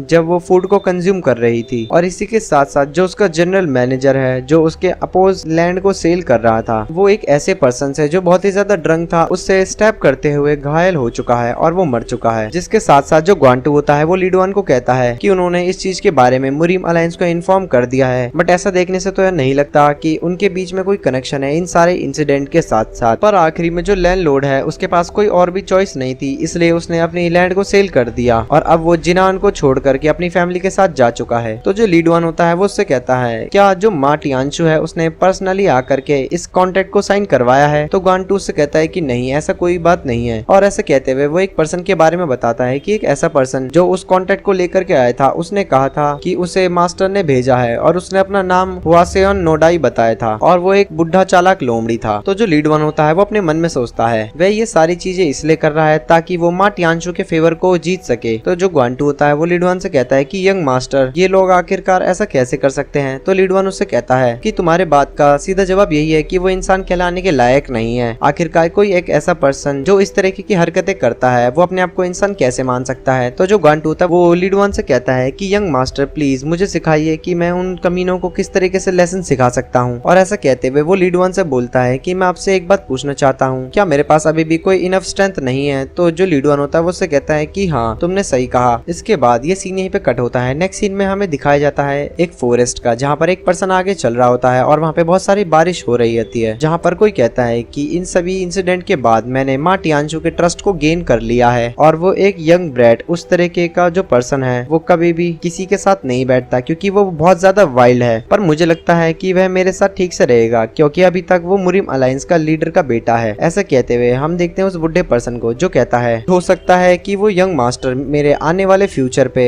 मेरा साथ दे। पर तभी अचानक से वो कुछ चीज को महसूस करता है और तुरंत ही वो वहाँ पर से डॉज करता है उछल करके। तब हम देखते हैं उसके सामने जितने भी जो बैम्बूज होते हैं वो तुरंत ही वहीं पे कट डाउन हो जाते हैं और उसके सामने हमें एक पर्सन को दिखाया जाता है जो एक तरीके का निंजा लग रहा होता है और वो अपनी स्वॉर्ड निकाल करके उस पर्सन के सामने खड़ा होता है, जहाँ पर वो पर्सन उसे देखते हुए कहता है कि तुम मुझे फॉलो कर रहे थे बिना ये जाने कि तुम मर सकते हो मेरे हाथों से। ये बात सुन करके वो जो निंजा होता है वो तुरंत ही वहाँ से खड़े होकर के उस बुढ़े पर्सन के पास जा करके उस पर अटैक करने वाला होता है कि जो बुढ़ा पर्सन होता है वो उससे कहता है कि तुम मेरा बिल्कुल भी मुकाबला नहीं कर सकते। ऐसा कहने के बाद वो अपने क्लॉथ में से एक नॉर्मल सा लकड़ी का टुकड़ा निकालता है जहाँ पर वो उससे लड़ाई कर रहा होता है और वो जो निंजा होता है वो उसके ऊपर अटैक करता है, पर वो जो बुढ़ा पर्सन होता है वो अपने उस वेपन से उसके अटैक को डॉज कर लेता है। और ऐसा करने के बाद वो जो बुढ़ा पर्सन होता है वो अपने वेपन से उसके ऊपर अटैक करता है, पर उस निंजा के सिर्फ एक ही अटैक से उसका जो वेपन है वो पूरी तरीके से टूट जाता है। ये देख करके वो जो बुढ़ा पर्सन है वो बहुत ही ज्यादा डर जाता है और उसका नेक्स्ट कोई एक्शन लेने से पहले हम देखते हैं उस निंजा को जिसने उस पर्सन के ऊपर अपनी स्वॉर्ड से पूरी तरीके से कट लगा चुका होता है उसके लेफ्ट आर्म पे, और वो बुढ़ा पर्सन अपनी लेफ्ट आर्म को पकड़ के वहीं पे खड़ा हो जाता है, जिसके साथ साथ उन दोनों के बीच में ही बहुत ज्यादा फाइट होने लग जाती है और वो जो निंजा पर्सन होता है वो अपने ऊपर आने वाले सारे अटैक्स को बहुत ही आसानी से डॉज कर लेता है। तब हम देखते हैं उस बुढ़े पर्सन को जो तुरंत ही वहाँ पर अपनी पावर रिलीज करके पूरी तरीके से स्मोक कर देता है और वो स्मोक से दूसरी साइड बाहर आ जाता है, जहाँ पर हम देखते हैं उसी निंजा को जो उसके पीछे आकर के खड़ा हो जाता है। पर वो जो बुढ़ा पर्सन होता है वो उससे कहता है आखिरकार तुम कौन हो? तब वो जो निंजा होता है वो अपनी स्वॉर्ड निकाल करके उस पर्सन को दिखाते हुए उससे कहता है कि मैं वो हूँ जो तुम्हें मारेगा। ये बात सुन करके वो जो बुढ़ा पर्सन होता है वो उसकी तरफ बहुत ही ज्यादा गुस्से से देख रहा होता है और इसी सीन के साथ ये एपिसोड यहीं पे खत्म होता है। तो कहानी के स्टार्टिंग में हमें उसी फाइट सीन का दिखाया जाता है और उनकी फाइट इतनी ज्यादा खतरनाक हो रही होती है कि आसपास का पूरा फॉरेस्ट ही डिस्ट्रॉय हो रहा होता है, जिसके साथ साथ हम देखते हैं उसे निंजा को जो उस ओल्ड मैन से फाइट कर रहा होता है और वो दोनों ही आपस में एक दूसरे के ऊपर वार पे वार करे जा रहे होते हैं, जहाँ पर वो जो ओल्ड मैन होता है वो तुरंत ही अपने स्मोक से हटके बाहर आता है और उसके हाथ में उसका वुडन स्टाफ होता है, जिसके बाद वो जैसे ही वुडन स्टाफ को ओपन करता है हम देखते हैं उसके हाथ में उस वुडन स्टाफ को जो कि एक फैन बन जाता है और वो ही उसका वेपन है, जिसके बाद वो तुरंत ही अपने उस फैन को फ्लैश करते हुए घुमाता है, जहाँ पे हम देखते हैं उसके फैन में से बहुत सारे नीडल्स निकल करके उस निंजा के ऊपर लगने लग जाते हैं और पर वो जो निंजा होता है वो अपने स्वॉर्ड से उन सारे के सारे अटैक्स को ब्लॉक कर रहा होता है। जिसके बाद वो जो निंजा होता है वो अपनी स्वॉर्ड लेकर के उसके स्मोक से बाहर आते हुए उस ओल्ड पर्सन के ऊपर अटैक करता है, और वो जो ओल्ड पर्सन होता है वो उसके अटैक को ब्लॉक करने की कोशिश करता है, और वो जो दूसरा पर्सन होता है वो उसके ऊपर बहुत तेजी से एक अटैक कर देता है। जहाँ पे उसके अटैक करते ही हम देखते हैं उस ओल्ड मैन को जो बहुत ही ज्यादा पेन में होता है और उसका बहुत ज्यादा ब्लड बह चुका होता है। जिसके बाद वो भी अपने उस वुडन से स्टाफ से उस निंजा के ऊपर बहुत तेजी से आकर के अटैक करता है, पर वो जो निंजा होता है वो अपनी स्वॉर्ड से उसे बहुत ही आराम से ब्लॉक कर देता है, और इसके साथ साथ वो अपनी स्वॉर्ड के एक ही स्ट्राइक से उसका राइट हैंड पूरी तरीके से कट डाउन कर देता है। जहाँ पर वो जो ओल्ड पर्सन होता है वो बहुत ही ज्यादा दर्द में चिल्लाते हुए वहीं पे बैठ जाता है और वो अपने हाथ को वहीं पे पकड़ लेता है, जहाँ पर हम देखते हैं उसके हाथ में से बहुत सारा ब्लड निकलता है। और तभी उसके सामने वो जो निंजा होता है वो अपनी स्वॉर्ड लेकर के आकर के उस ओल्ड पर्सन के ऊपर अटैक करता है, जहाँ पर वो दूसरा हैंड आगे करके उसके ऊपर कोई हिडन वेपन से अटैक करता है। जिसके बाद वो जो निंजा होता है वो उस ओल्ड मैन की तरफ देखते हुए कहता है कि ये चालाक लोमड़ी कहीं का, ये सोच रहा है कि एक हिडन वेपन को यूज करने से इसकी जो मूवमेंट है वो बहुत ही ज्यादा तेज हो जाएगी, पर ऐसा कुछ भी नहीं होने वाला। जहाँ पे हम देखते हैं उस ओल्ड पर्सन के अटैक करने से पहले ही वो जो निंजा होता है वो अपनी स्वॉर्ड उसके बॉडी में धंसा देता है, जहाँ पर वो जो ओल्ड पर्सन होता है वो उस निंजा के सामने गिड़गिड़ाते हुए उससे कहता है कि मैं तुम्हें हर चीज देने के लिए तैयार हूँ जो भी तुम मुझसे मांगोगे, पर प्लीज तुम मेरी लाइफ को बख्श दो। और वो उससे सवाल करते हुए पूछता है पर आखिरकार मुझे एक बात बताओ कि तुम्हें हायर किसने करा है। और फिर वो उससे कहता है कि रुक जाओ प्लीज, मेरी बात सुनो पहले। और वहाँ पर वो उससे कहता है कि जिसने भी तुम्हें हायर किया है मैं उससे तुम्हें दुगना दूंगा। और फिर वहाँ पे वो रुक करके कहता है कि नहीं नहीं, मैं तुम्हें उससे 5 गुना दूंगा। ऐसा करते हुए वो जो पर्सन होता है वो उससे कहता है कि मैं तुम्हें 5 से भी ज्यादा टाइम दूंगा अगर तुमने उस पर्सन को किल करा है जिसने मुझे यहाँ पर किल करने के लिए तुम्हें भेजा है। और ऐसा करते करते वो अपनी उस पैसे की बेट को और भी ज्यादा बढ़ाते हुए कहता है कि मैं तुम्हें 10 टाइम्स दूंगा। पर वो जो निंजा होता है वो उसकी कोई भी बात को ध्यान नहीं देता है और वो अपनी स्वॉर्ड को वापस से बाहर निकाल देता है, जहाँ पर बहुत सारा ब्लड निकल रहा होता है। जिसके साथ साथ वो जो ओल्ड मैन होता है उसकी बहुत ही ज्यादा हालत खराब हो जाती है और वो वहीं पे जमीन में बैठ करके उससे कहता है कि आखिरकार तुम मेरे साथ ऐसा क्यों कर रहे हो। तब वो जो निंजा होता है वो उससे कहता है कि तुम मुझसे ये बात पूछो कि आखिरकार मुझे हायर किसने करा है। तो वो बुढ़ा पर्सन उससे कहता है कि हाँ हाँ, मैं भी तो यही बात पूछना चाह रहा हूँ कि किसने तुम्हें करा है हायर। तब वो पर्सन उससे कहता है कि जिसने भी मुझे हायर किया है वो मेरा एम्प्लॉय पहले ही जिनान में मर चुका है और तुमने ही उसे मारा है। ये बात सुनकर के वो जो ओल्ड मैन होता है वो बहुत ही ज्यादा घबराते हुए सामने उसकी तरफ ही देख रहा होता है, पर वो जो निंजा होता है वो बहुत तेजी से उसके दूसरे हाथ में भी अपनी स्वॉर्ड से अटैक कर देता है, जहाँ पर वो जो बुढ़ा पर्सन होता है उसकी तो हालत पूरी तरीके से खस्ता हो जाती है। उसके बाद हमें एक मेमोरी को दिखाया जाता है जहाँ पर जो ग्वांटू होता है वो हमारे लीड वन से कहता है कि उस एक्सीडेंट को बहुत ही जल्दी नकार दिया गया उस पर्सन की यंगेस्ट डॉटर को जब वह मरी थी और कोई भी उसे बचाने नहीं आया जब उसके घर में आग लगी हुई थी। जिसके बाद हम देखते हैं उसी निंजा को जो ये सब याद करके अपने मन में सोचता है और कहता है कि ये तुम्हारे चाइल्ड का रिवेंज था जो कि मैं इसे मार करके लेने वाला हूँ। तो दोस्तों आपने भी ये बात पहचान ली होगी कि ये और कोई नहीं हमारा लीड वन है। ऐसा कहते ही वो अपनी स्वॉर्ड से उसके ऊपर लगातार अटैक करता जाता है और वो जो बुढ़ा पर्सन होता है उसके मुंह से अभी भी ब्लड निकल रहा होता है। जिसके बाद हमें एक और मेमोरी दिखाई जाती है जहाँ पर हम देखते हैं एक पर्सन को जो अपने हॉर्स पे ही खड़ा होता है और इसके साथ साथ हमें नरेटर वॉइस बताती है कि सारे मंथ बीतने के बाद जो उसका एल्डर सन था वो सफर कर रहा था बहुत सारी इंजरीज से जब उससे हॉर्स से गिरते हुए लगी थी, और जो वहाँ का जो लैंडलॉर्ड था उसकी जो एल्डर मदर थी वो भी अनएक्सपेक्टेडली पास अवे हो गई थी जब उसने फूड को कंज्यूम कर लिया था। तो वहाँ पे जो वो निंजा होता है वो अपने मन में सोच रहा होता है कि ये जो रिवेंज है ये है उस बड़े बेटे के लिए और उसके ओल्ड मदर के लिए। ऐसा कहते ही वो दोबारा से उस पर्सन के लेफ्ट आर्म में वापस अपनी स्वॉर्ड डाल देता है और वो जो बुढ़ा पर्सन होता है वो भी बहुत ज्यादा दर्द में चीख रहा होता है। जिसके साथ वो जो निंजा होता है वो बहुत ही ज्यादा गुस्से में उससे कहता है क्या तुम्हारी जो ओल्ड बॉडी है ये बहुत ही ज्यादा प्रीशियस है और क्या तुम उस चीज को एंजॉय नहीं करना चाहते थे जो तुम उस फैमिली के साथ करा उन्हें मार करके। तो जहाँ पर वो बुढ़ा पर्सन उससे कहता है कि मैं तुम्हें सारी अपनी प्रॉपर्टी दे दूंगा तो प्लीज तुम मुझे जिंदा छोड़ दो। पर वो जो निंजा होता है उसकी कोई भी बात का जवाब नहीं देता और उसके ऊपर अटैक के ऊपर अटैक कर देता है। जहाँ पर हमारा जो लीड वन होता है वो उस बुढ़े पर्सन से कहता है कि तुम्हारा शुक्रिया पर मैं कभी भी तुम्हारे इस एहसान को नहीं लेना चाहता और मैं डेफिनेटली तुम्हें वार्न करता हूँ। तो वो बुढ़ा पर्सन होता है वो उसकी तरफ देखते हुए कहता है कि क्या कहना चाह रहे हो आखिरकार तुम। और जिसके साथ साथ वो अपने मन में सोचता है कि आखिरकार ये इस तरीके से खत्म क्यों हो रहा है। जिसके साथ साथ हम देखते हैं टियान हिजिन को जो उसके सामने खड़ा होता है और उससे कहता है कि बिल्कुल शांति से रहो। जहाँ पर वो जो ओल्ड पर्सन होता है वो उसकी तरफ देखते हुए बहुत ही ज्यादा हैरान हो जाता है और उससे देखते हुए कहता है कि टियान हिजिन आखिरकार ऐसा कैसे हो सकता है। पर तभी वो जो निंजा होता है वो अपनी स्वॉर्ड से एक अटैक को प्रिपेयर कर रहा होता है, जिसको देखते हुए वो जो बुढ़ा पर्सन होता है वो कहता है कि ये डेफिनेटली टियान हिजिन ने ही मुझे बात बोली थी जो भी तुमने मुझे कही है और सिर्फ 2 ही लोग हैं ऐसे जो इस सब चीजों को जानते हैं। तो आखिरकार तुम्हें इस चीज का पता कैसे लगा। और उसका इतना कहते ही जहाँ पर वो जो निंजा होता है वो अपनी स्वॉर्ड से बहुत तेजी से अटैक करता है और चिल्लाते हुए कहता है कि बाउंडलेस। ऐसा कहने के बाद हम देखते हैं उस फॉरेस्ट को जिसका उतना रीजन पूरी तरीके से तबाह हो जाता है और वो जो निंजा होता है वो अपने मांस पे हाथ रख करके वहां से उसे निकाल लेता है और उस बुढ़े पर्सन से कहता है कि तुम भाड़ में जाओ। जिसके साथ साथ वो उसकी मौत को देखते हुए कहता है कि मैं आशा करता हूँ जो भी लोग उस इंसिडेंट में मरे थे वो अपनी नेक्स्ट लाइफ में हैप्पी तरीके से जी सकते हैं। और हम देखते हैं लीडोन वहाँ से एक बात कह करके चला जाता है और इसी के साथ ये सीन यहीं पे कट होता है। नेक्स्ट सीन में हम देखते हैं यंग सिडनी गेट के हाउस को, जिसके अंदर किसी पर्सन की आवाज आती है जो कहता है क्या उन्होंने तुम्हें सस्पेक्ट करा है क्योंकि उनके जो तिजोरी थी उसमें से कुछ चीज चोरी हो गई है। तो वो दूसरा पर्सन उससे कहता है कि चाहे कुछ भी हो जाए मैं इस बात पे बिल्कुल भी ज्यादा ध्यान नहीं देता। हम देखते हैं वहाँ पे यंग सिडनी गेट के लीडर को जो हमारे लीडवन से कहता है और देखने से ऐसा लगता है कि वो तुम्हारे पर बहुत ही ज्यादा बिलीव करते हैं और मैं भी तुम्हारी एबिलिटी पर पूरी तरीके से विश्वास करता हूँ। जहाँ पर जो हमारा लीडवन होता है वो वहीं पर खड़े खड़े अपने मन में सोच रहा होता है कि वे सारे के सारे लोग हमारी कंट्री को कंसीडर कर रहे हैं कि वे यहाँ पर आकर के सारे काम को स्टार्ट कर दे। तो इसी वजह से वो इस चीज पे बिल्कुल भी ध्यान नहीं दे रहे हैं कि हम उनके ऊपर अटैक करने की हिम्मत कर सकते हैं। और उनका जो सेंटर प्लेन्स है वो पूरे के पूरे 5-4 से मिला हुआ है। तो अभी तक एक भी कोई लोकल एरिया दिखा नहीं है पूरे के पूरे जिनान में। जिसके बाद वो जो यंग सिडनी गेट होता है वो उससे कहता है कि अभी के लिए मैं एक बात सोच रहा हूँ, वे सारे लोग ये चीज करने की कोशिश कर रहे हैं कि वो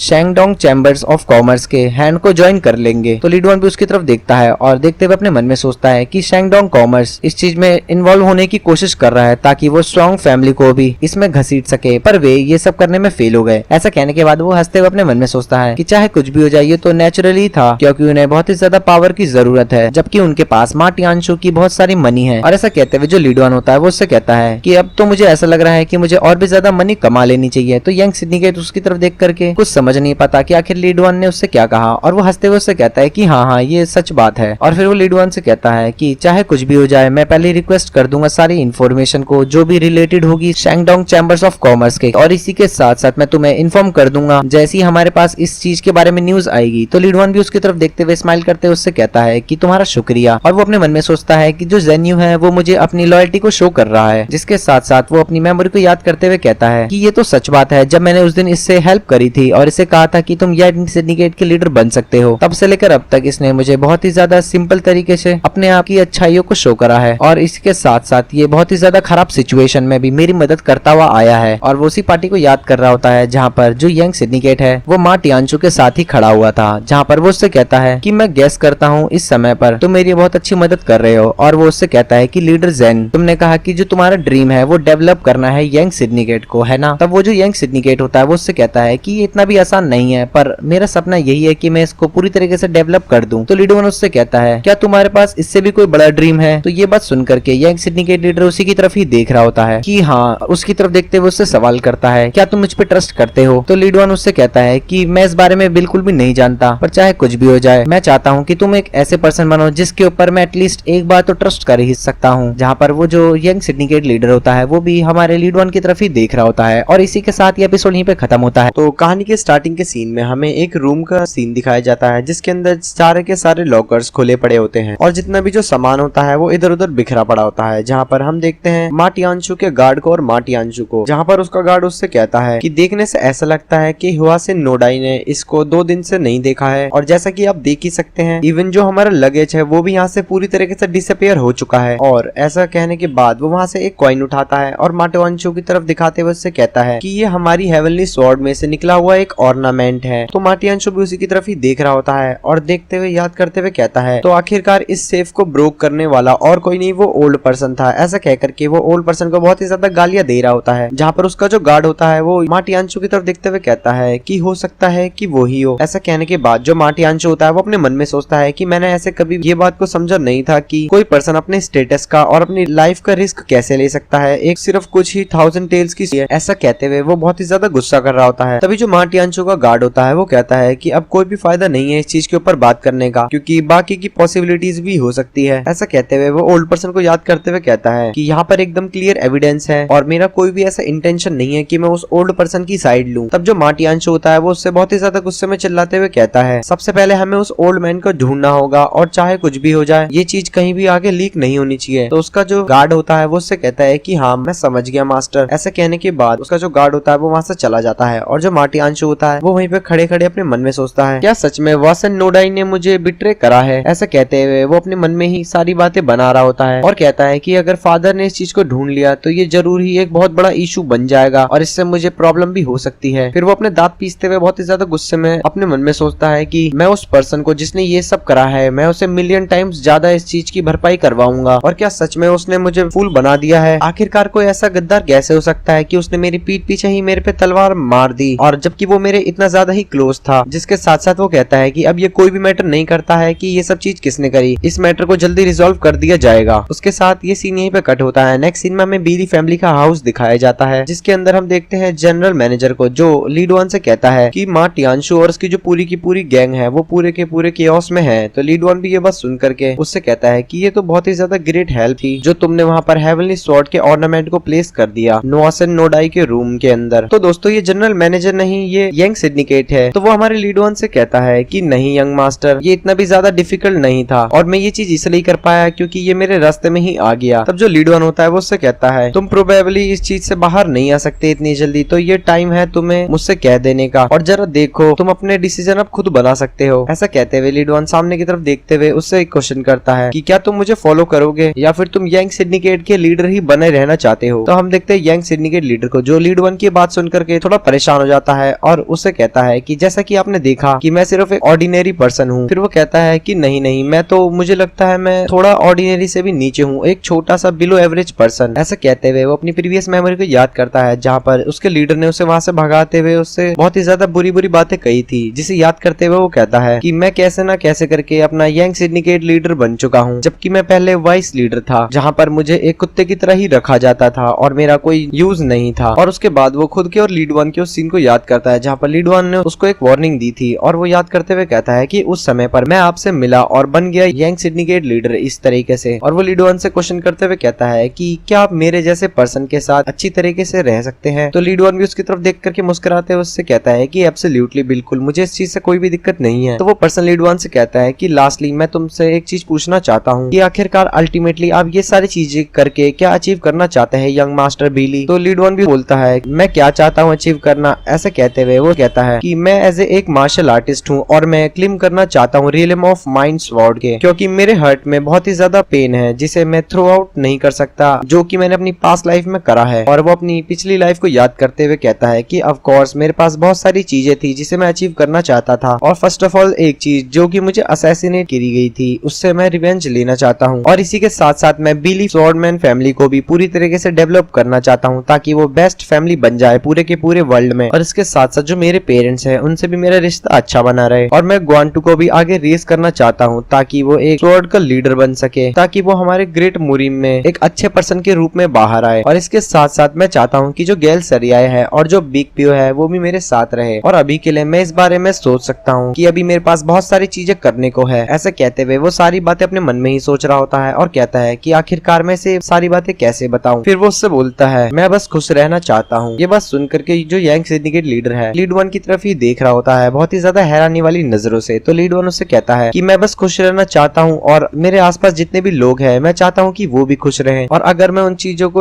अचीव नहीं करता जो भी मेरे गोल्स में है तो मुझे नहीं लगता कि सारे के सारे लोग हैप्पी रहेंगे। ये बात सुनकर के जो यंग सिंडिकेट लीडर होता है वो बहुत ही ज्यादा तेजी से हंसने लग जाता है, और वो लीड वन से कहता है कि मुझे माफ करिएगा कि मैं हंसा और मैंने आपको ऑफेंड किया, पर सच में ये बहुत ही ज्यादा अनएक्सपेक्टेड आंसर था मेरे लिए। तो लीड वन उससे कहता है कि मेरे को इससे कोई भी बुरा नहीं लगा कि तुम किस तरीके के आंसर को एक्सपेक्ट करते थे। तो यंग सिंडिकेट लीड वन से कहता है ये मेरी एक्सपेक्टेशन से भी बहुत ज्यादा ही आगे का था, और मैं बस जरा सा नर्वस हूँ तुम्हारी ये बात सुन करके, और तुम्हारी ये जो बातें हैं ये मुझे पूरी दुनिया से ही अलग लगी। तो लीड वन उससे कहता है कि मुझे माफ करना कि मैंने तुम्हें डिसअपॉइंट कर दिया। ऐसा कहते हुए वो कहता है कि एक ऐसा पर्सन जो पहले ही अचीव कर चुका है पूरे वर्ल्ड के यूनिफिकेशन को, तो ये सारी चीजें जो भी मैंने अभी मेंशन करके बताई ये इतनी भी डिफिकल्ट नहीं है, और इस बारे में मुझे नहीं पता, पर अभी के लिए मैं इस चीज के लिए श्योर हूँ कि मुझे क्या करना है। तो हम देखते हैं यंग सिंडिकेट लीडर को, जो लीड वन के सामने आकर के उससे कहता है कि मैं आपको ग्रीट करता हूँ मेरे लॉर्ड, और वो लीड वन से कहता है कि मैं भगवान की कसम खाता हूँ कि मैं हमेशा ही आपके लिए फेथफुल रहूंगा जब तक मेरी मौत ना हो जाए। तो लीड वन भी उसकी तरफ बहुत ही ज्यादा खुशी से देख रहा होता है और वो उसके हाथ पकड़ते हुए उसे ऊपर की तरफ उठाता है। ये देख करके जो यंग सिंडिकेट लीडर होता है वो भी बहुत ही ज्यादा हैरान हो जाता है। तब जो लीड वन होता है वो उससे कहता है कि तुम मेरी फैमिली का पार्ट हो अब से, तो प्लीज तुम मेरी बात माना करो सिर्फ, और ये सारी चीजें करने की कोई भी जरूरत नहीं है। तो यंग सिंडिकेट लीडर भी लीड वन की तरफ ही देख रहा होता है। तो ये सीन यहीं पे शिफ्ट होता है। नेक्स्ट सीन में देखते हैं हम एक पर्सन को जो अपने मन में सोचता है कि मुझे नहीं लगता है कि हमें इस कोलैबोरेशन को करना चाहिए, प्लीज अभी के अभी इस चीज को कैंसिल कर दीजिए। उसके बाद हमें इसका नाम बताया जाता है जिसका नाम है बाई जोंग, और ये शैंगडोंग चैम्बर्स ऑफ कॉमर्स का एक जनरल मैनेजर है। हम देखते हैं उसके सामने एक पर्सन को जो अपने सर पे हाथ रख करके ही अपनी आंखें बंद करके वहीं पे बैठा होता है। तो वो उससे कहता है कि मैंने बहुत दूर की सोची है कि जो माँ टियानशु है वो बहुत ही ज्यादा